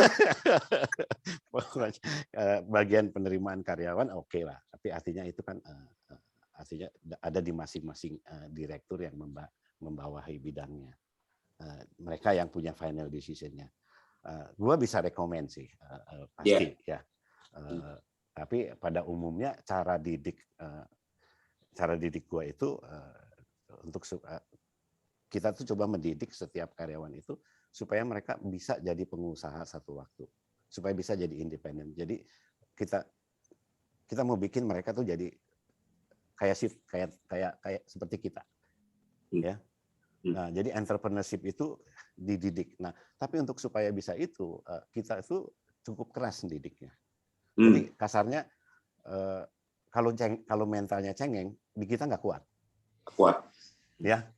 Tapi kalau dia punya punya daya tahannya bagus, ini dia bisa, dan kita jamin kita akan buat dia jadi the next entrepreneur.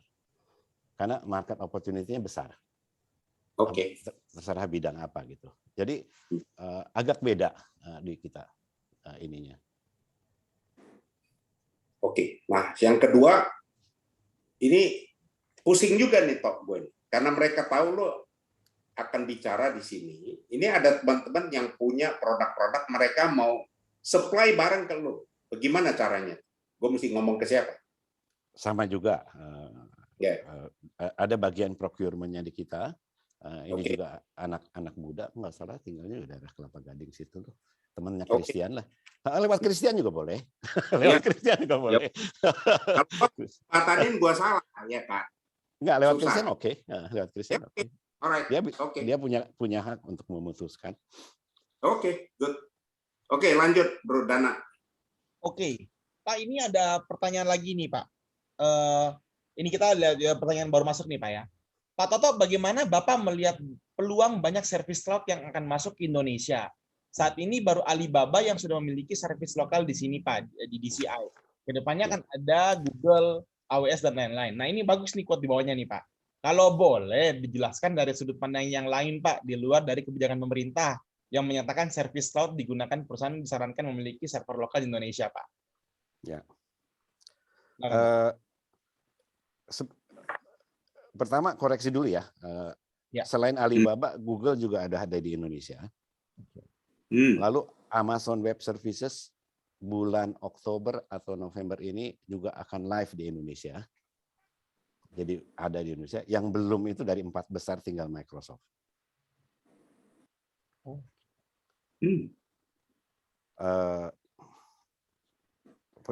Jadi ke depan ini memang itu satu tren yang tidak bisa dipungkiri dan juga pasti akan berjalan. Yang namanya cloud migration dan lain-lain. Perusahaan-perusahaan bukan hanya, kalau kita lihat kan bukan hanya startup e-commerce yang pakai cloud. Kalau startup itu dari mulai lahir udah pakai cloud. Tapi perusahaan-perusahaan besar tradisional pun, enterprises seperti mau namanya Salim Group, mau yang Sinarmas dan lain-lain, itu mereka juga pelan-pelan pada migrate ke cloud. Karena ya jelas secara bisnis, pertama mereka mesti transformasi digital. Kedua, buat mereka jauh lebih efisien kalau mereka menggunakan sarana dari cloud, ya enggak, instead of mereka invest sendiri. Ya, jadi secara financial juga bisa terbukti bahwa itu jauh lebih efisien. Jadi kalau soal peraturan pemerintah yang mengatakan apakah data centernya harus ada di Indonesia, peraturan itu pernah ada yang namanya PP 82 itu tahun 2012 dikeluarkannya, tetapi disayangkan direvisi kembali dengan PP 71 di saat hari terakhir dari kabinet lama, di mana perusahaan itu tidak dipaksa lagi, hanya industri keuangan saja yang dipaksa dan data pemerintah. Baik. Yang data centernya harus di Indonesia. Tetapi nggak usah khawatir, menurut saya otomatis kita lihat dari angle yang lain bahwa data centernya harus dekat dengan konsumennya, itu udah pasti juga akan datang di Indonesia tanpa dipaksa. Oke, baik. Nah, ini ada pertanyaan lagi nih, Pak, dari Pak Hansen. Untuk bisnis data center, apakah workers bisa bekerja secara remote? Dan apakah bisa outsource dari negara lain? Misalnya ada tech company yang outsource divisi tertentu ke India katanya, Pak. Oke. Data center itu kan bisnisnya colocation services ya namanya. Jadi kita menyimpan server-servernya klien kita. Ya, kami sudah punya beberapa klien yang perusahaannya nggak ada di Indonesia, nggak ada PT-nya, karyawannya juga nggak ada, tapi servernya ditaruh di Indonesia gitu. Misalnya untuk itunya. Lalu soal kerja secara remote, pasti harus bisa. Ada hanya beberapa hal aja memang mesti ada yang standby.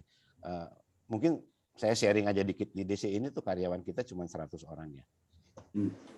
Ya. Banyak, Pak. Banyak. 100 orang termasuk kecil ya untuk Okay. untuk kapasitas yang kita jalankan sekarang. Saat ini kan ada 5 gedung ya. Oh, 5 gedung. 5 gedung data center. 100 orang ya? Ya. Nah, kalau ini enggak pakai remote, kalau kita nggak menerapkan yang namanya teknologi IoT dan artificial intelligence on managing our operation, ini tidak dimungkinkan. Artinya juga kehidupan karyawan saya juga tidak bagus kalau mesti nongkrong 24 jam 7 hari di sana. Jadi engineer kita itu dia punya beberapa laptop di rumah, mereka udah bisa monitor dari rumah maupun mengerjakan kerjaannya dari rumah. Yang hanya dibutuhkan di tempat kita ya beberapa teknisi yang harus standby kalau ada sesuatu yang mesti secara manual dihandle baru. Jadi automation is one of the key point untuk bisa manage data center supaya bisa scalable. Pak, berkaitan dengan pertanyaan yang penyampaian Bapak tadi, ada sempat juga saya baca tadi satu pertanyaan, Pak. apakah selama Bapak berdiri, selama ini setelah ini, apakah klien DCI itu pernah dilanggar Pak SLA-nya dari sisi downtime yang katanya hanya boleh 30 menit setahun? Pak? Kalau kita bilang puji Tuhan dari hari pertama kita operasi tahun 2013 sampai hari ini kita punya zero downtime. Luar biasa. Listrik kami belum pernah mati sampai hari ini. Wah, luar biasa, luar biasa. Dan itu kita bisa klaim. Dan itu faktual. Ya tentunya juga karena keterbatasan waktu kita sudah nggak bisa panjang-panjang lagi. Om David masih ada pertanyaan terakhir mungkin Om David sebelum saya tutup? Aja karena ini saya lihat berkaitan dengan bisnis Pak Toto. Ini dia bilang, ini ada prospek perusahaan switching di Indonesia. Apakah Pak Toto berniat? Kan ada Alto, Artaja. Itu kan sebenarnya, coba deh, lo jelasin deh. Oke. Ada perusahaan switching itu ada Alto, ada Arta Jasa. Betul. Ada lagi yang namanya Jalin, itu milik BUMN, Bank BUMN dan Telkom, ya, kalau nggak salah. Ada satu lagi Rintis. Yes. Ini grup Salim, ya. Ada 4. Oke. Ini dulu merupakan perusahaan bisnis yang lukratif, karena izinnya cuma ada 4. Ya. Ya. Bisnis mereka itu dapat dari transaksi. Kalau ada transaksi antar bank, ada transaksi penarikan tunai di share ATM dan lain-lain, mereka dapat fee. Benar ya, David ya? Betul, paham. Nah, kalau kita ngelihat tren ke depan, yang sisi ATM udah pasti cash akan berkurang kan? Oke. Ya. Jadi yang utamanya itu yang interbank non cash transaction. Ya. Ada transfer lah, ada pembayaran apa yang dilakukan melalui mobile banking ataupun transaksi dari e-commerce dan lain-lain. Ya. Bad news-nya untuk bisnis ini adalah sejak beberapa bulan yang lalu atau 6 bulan yang lalu, Bank Indonesia mengeluarkan layanan baru namanya BI Fast. Wow. Dia akan makan bisnis non tunainya itu. Jadi bisnis 4 ini kelimpungan sekarang. Cashless ya, berarti. Iya, kelimpungan mereka. Gimana mereka defending itu, ya? Ya, kalau Alto mungkin masih bisa survive karena dia grupnya Jarum kan, PCA. PCA. Ya. Nah, Arta Jasa is for sale. Ya itu asing kan? Ya enggak, Arta Jasa itu milik Indosat 45%, kalau nggak salah 55%, 45%, Yayasan Bank Indonesia, Yayasan Karyawan Bank Indonesia. Qatar lagi? Ya, Indosat Qatar. Qatarnya mau jual. Qatarnya mau jual. Ini yang tahu. Jalin ya itu antara Bank BUMN dengan Telkom ya. Toh, apakah yang BI keluarkan ini sejajar dengan Union Pay? Enggak Cash juga. Ya. Basically semua transaksi non cash ini artinya merupakan sistem yang sebetulnya memang lahannya BI lah ya sebetulnya. Iya, harus BI lah, sistem clearing dan lain-lain ya. Tapi sekarang kan ada clearing. Ya, semua transaksi antar bank akan lewat sana. Karena BI kan punya kepentingan juga untuk melihat pergerakan makroekonomi, jadi pergerakan uang ya.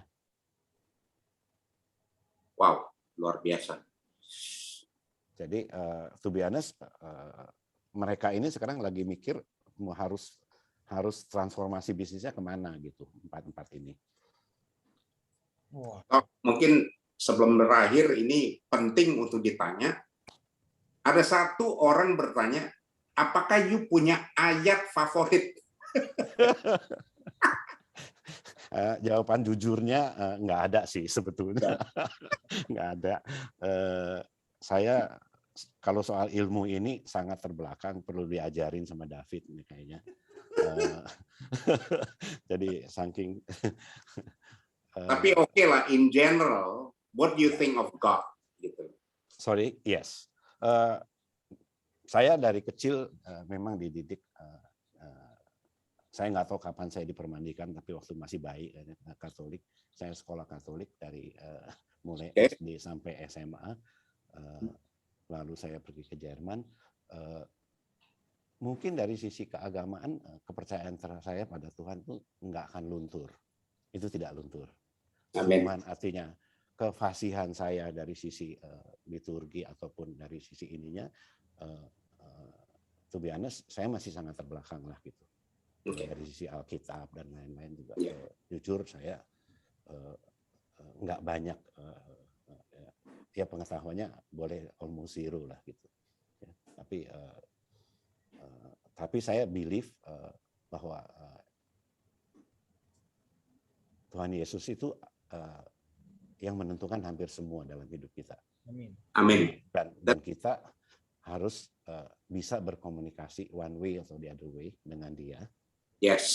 Dan ini ada satu, kalau saya karena orang komputer ya David ya, saya mengibaratkan manusia itu kayak komputer jadinya. Oke. Jadi kalau manusia itu kayak komputer, ada 3 komponen yang ada di dalam diri kita itu. Ya, ada satu hati nurani kita, ada brain kita, ya. Ada satu lagi yang agak susah gitu, ada ego kita. Ya.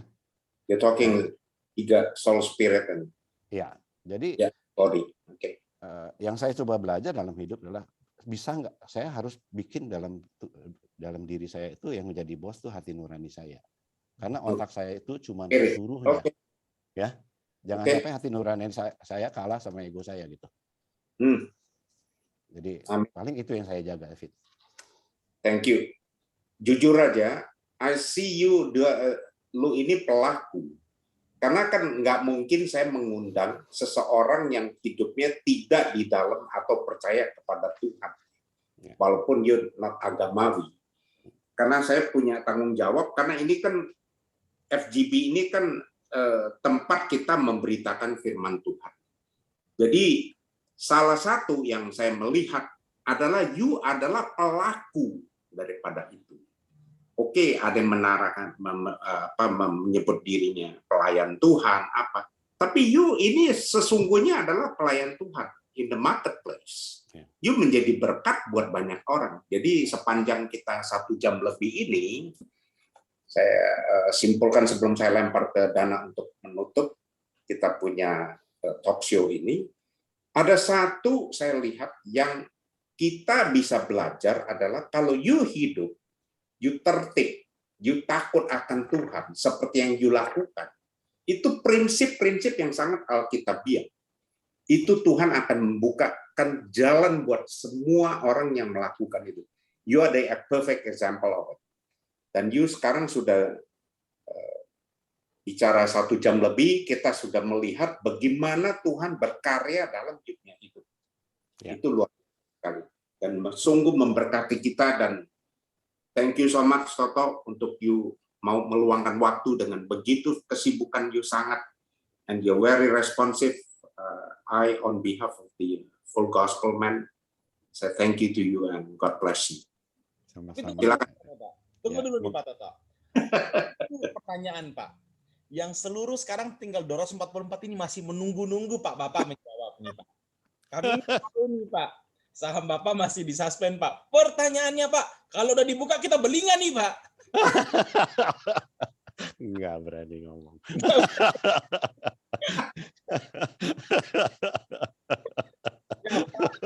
Betul, kami dari Full Gospel Pak sangat berterima kasih Pak untuk waktunya, begitu banyak Pak yang kami pelajari Pak. Kalau boleh Pak, kami minta closing statement Pak dari Bapak. Mungkin 2 menit Pak closing statement dari Bapak, kira-kira apa yang mau disampaikan kepada kami Pak. Silakan Pak. Nggak, dari saya sih enggak banyak, artinya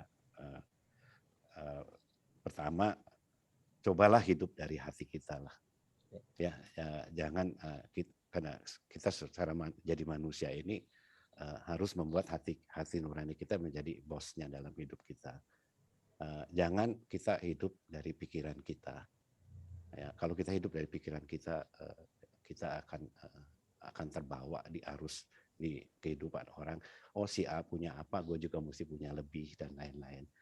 Itu logika itu hanya alat sebetulnya untuk menjalankan. Jadi kalau selama kita hidup dengan menggunakan hati nurani kita, pasti hidup kita bahagia. Itu aja kalau dari saya. Wow. Terima kasih banyak Pak. Waktu 1 jam ini begitu luar biasa, Bapak bisa lihat di kolom chat, semuanya orang bilang sangat inspiratif. Kami sangat berterima kasih Pak atas waktu kesediaan Bapak membagikan kepada anak-anak muda di sini Pak.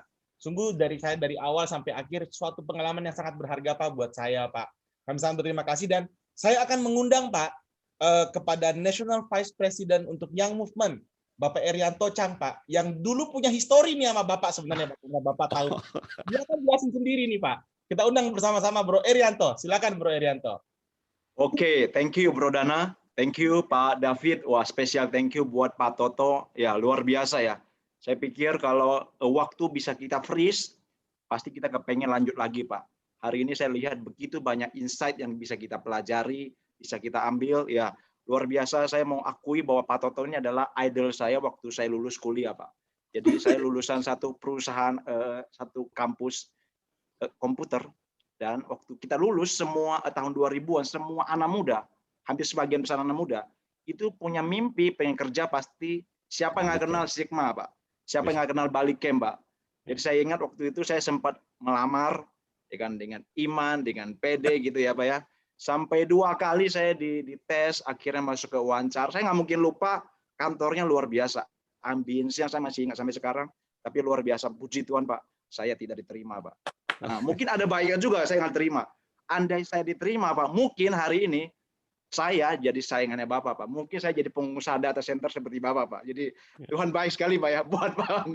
Tuhan baik buat kita semua. Tuhan sangat dahsyat.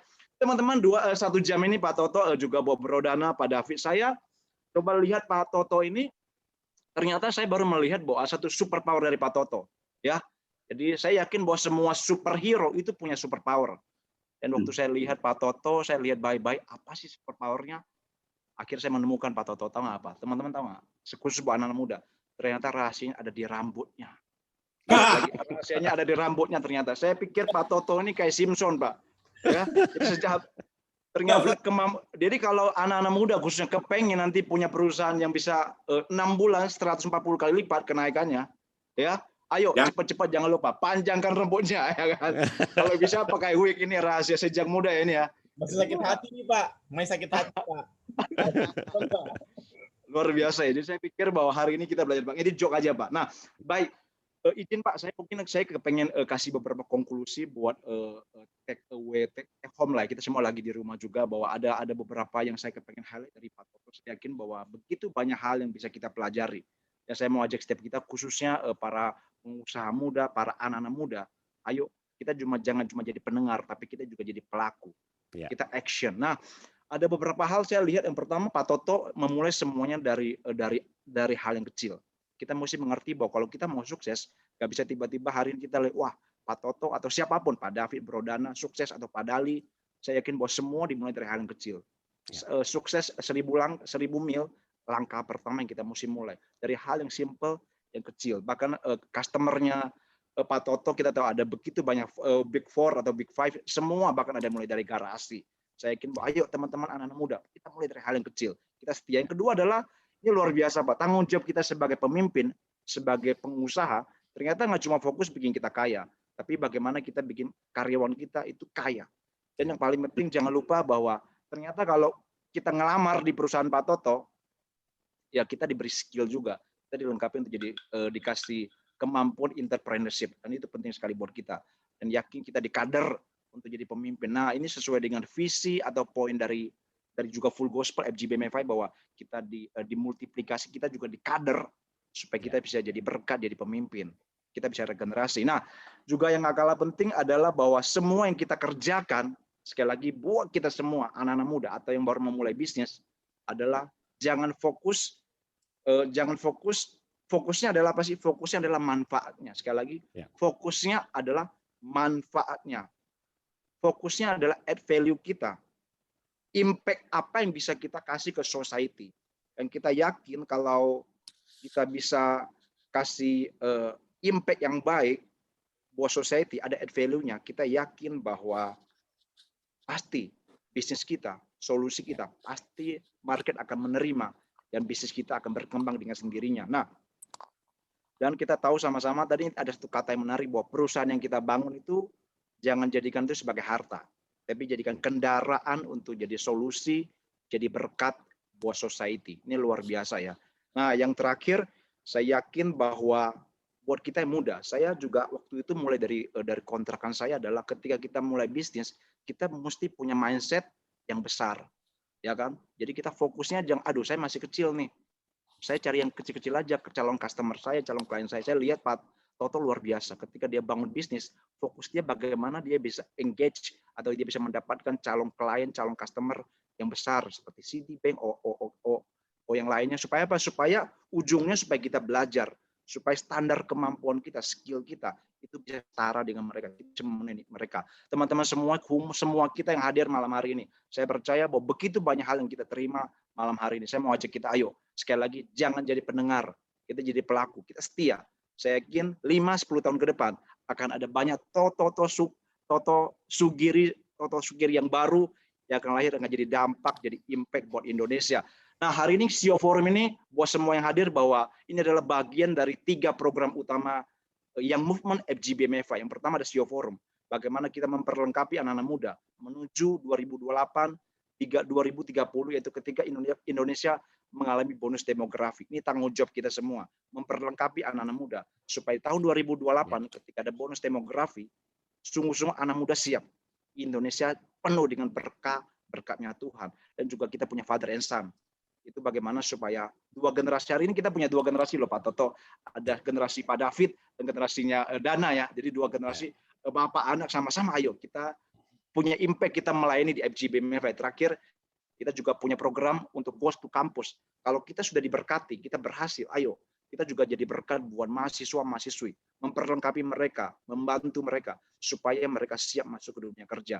Mereka juga siap untuk jadi impact, jadi dampak buat bangsa kita. Thank you so much sekali lagi buat Pak Toto Sugiri, juga thank you buat Bro Dana, buat Pak David, buat Pak Dali juga yang sudah support luar biasa buat kegerakan anak-anak muda yang movement di Indonesia, juga buat para pesaksi. Thank you so much. Kita berdoa, ini bukan akhir, tapi ini adalah awal kegerakan anak-anak muda FGBMFI di Indonesia. Thank you so much. Saya balikin ke Bro Dana dan juga Pak David. Memberkati kita semua. Sebelum ini Pak, kita juga akan mengundang Bapak Antono Widodo selaku Regional Presiden FGBMFI DKI 1 untuk bersama-sama doakan Pak Toto dan para pesaksi dan juga sebagai doa penutup Pak. Silakan Pak Anton. Ya. Ya, mari. Terima kasih banyak. Mari kita berdoa bersama-sama. Tuhan luar biasa, acara ini yang dari awal jam 4 berjalan dengan luar biasa, para pesaksi dari Bro Didit maupun Robertus Kenji, dan yang luar biasa Tuhan sharing daripada anakmu Toto Sugiri, di mana sudah menjadi berkat bagi bangsa. Tuhan, dia punya kerinduan untuk mencetak orang-orang IT, orang-orang digital marketing dan lain-lain. Tuhan, anak-anak muda, dia mempunyai beban. Kau berkati, urapi dari pesaksi dan hamba-Mu ini Tuhan Yesus, biar Kau berikan dia kesehatan, umur panjang, dan juga segala pengetahuan, hikmat daripada Tuhan turun, supaya Indonesia Tuhan di tahun ke depan sesuai dengan Bro Eri katakan, Tuhan kami akan terima hadiah berkat demokrasi anak-anak muda, yang dimana mayoritas akan memimpin Tuhan, memimpin di negara, para pebisnis muda. Dan kami yakin Tuhan Yesus bahwa yang movement terus di FGB ini akan menjadi berkat di tahun ini dan tahun-tahun ke depan. Dan kami juga tidak lupa Tuhan, saat ini ada anakmu Tuhan, brother Yanki Tuhan, yang sedang berbaring Tuhan dan sekarang kena COVID dan sedang nonton bersama kami. Kami mau sepakat Tuhan, kita semua Bapak Ibu Saudara sekalian, kita mau menolak dalam nama Yesus Tuhan segala sakit COVID, sakit apapun, virus, kami tolak dalam nama Yesus. Dan kami percaya Tuhan bahwa kuasa-Mu pada saat ini akan menyembuhkan dan dia boleh segera pulang dari rumah sakit. Dan kami percaya Bro Yanki ini juga akan bergabung, Brother Lau ini Tuhan, dan bergabung di FGB, dan dia bisa melihat bahwa pergerakan anak muda kami semua Tuhan, dan supaya regenerasi, kaderisasi boleh berjalan dengan baik. Dan kami kembali mengucap syukur untuk Pak Dali, Pak Rudi, semua Tuhan, NB dan semua NVP yang hadir, semua leader-leader Tuhan, khususnya Bro Erianto yang begitu gigih Tuhan, biar Kau berikan dia terus hikmat untuk menjalankan departemen yang momen ini dengan luar biasa. Dan akhirnya berkat Tuhan akan melimpah atas kami semua, para Bapak Ibu semua, dan kami diberikan kesegaran di dalam bisnis di tengah pandemi, karena kami tahu bahwa Tuhan Yesus lebih besar dari pandemi, dan bisnis kami akan ke depan jauh lebih baik. Bersama Engkau kami akan menang. Amin. Terima kasih, saya serahkan ke Bro Dana. Amin. Terima kasih Pak Antono Widodo selaku Regional Presiden DKI 1. Dengan demikian teman-teman, berakhirlah acara kita pada malam hari ini. Saya yakin teman-teman semuanya sudah mendapatkan sesuatu yang baru, sesuatu yang berkat yang baru. Dan teman-teman, saya akan mengundang lagi teman-teman semuanya untuk hadir di acara berikutnya dengan pembicara, dengan sharing yang begitu luar biasa lain untuk teman-teman bisa hadir bersama kita.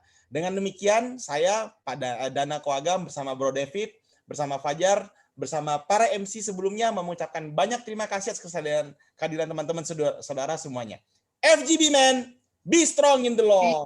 Terima kasih. Thank you. Terima kasih. Thank you Pak Toto. Terima kasih banyak Pak Toto. Thank you semua. Thank you Pak Toto. Terima kasih Pak Anton. Thank you Pak Dali. Dana, Pak David. Pak Toto. Pak Anton. Bro Doni. Fajar yang sudah support, Eri, Pak Anton, thank you Pak Anton. Thank you Biasa. semua, thank you Pak. Thank you Pak Anton. Ya, Bro Eri, mantap. Thank you DKI 1. Congratulations buat DKI 1. Timnya Bro Didi ketua. Pak Yahya. Ya, Yahya, selamat sore. Pak Yahya, thank you. Ya, Bye. sama-sama terima kasih. Oke. Tuh Yandi. Semoga tuh bisa itu ya teman. Ya, thank you. Ini pada Pak Laujan Kini ada di sini. Maju terus. Ya, lekas kita sembuh terus Pak. doain orang-orang Tuhan sakit. berkati. Setuju. Sembuh Pak Lau. Iya benar setuju. Karena kita justru di hari-hari ini mesti banyak doain. Amin. Waktu istri saya kena, saya minggu itu 2 minggu terus saya doain. Amin. Mujizat demi mujizat untuk teman-teman kita. Oke ya, see you ya malam ya. Selamat malam. Thank you Pak Anton, thank you. Pak David luar biasa nih. Mantap Pak David. Sama-sama. Ini host termuda nih yang paling up to date dengan IT saya lihat. Wah, luar biasa. Pak David itu yang paling muda itu, yang mau Iya. dia itu. Saya sampai di chat loh sama temen loh. Ini orang mengerti banget tentang IT katanya. Luar biasa ini. Pak David itu younger movement. Younger movement. Bukan young movement, younger movement. Thank you.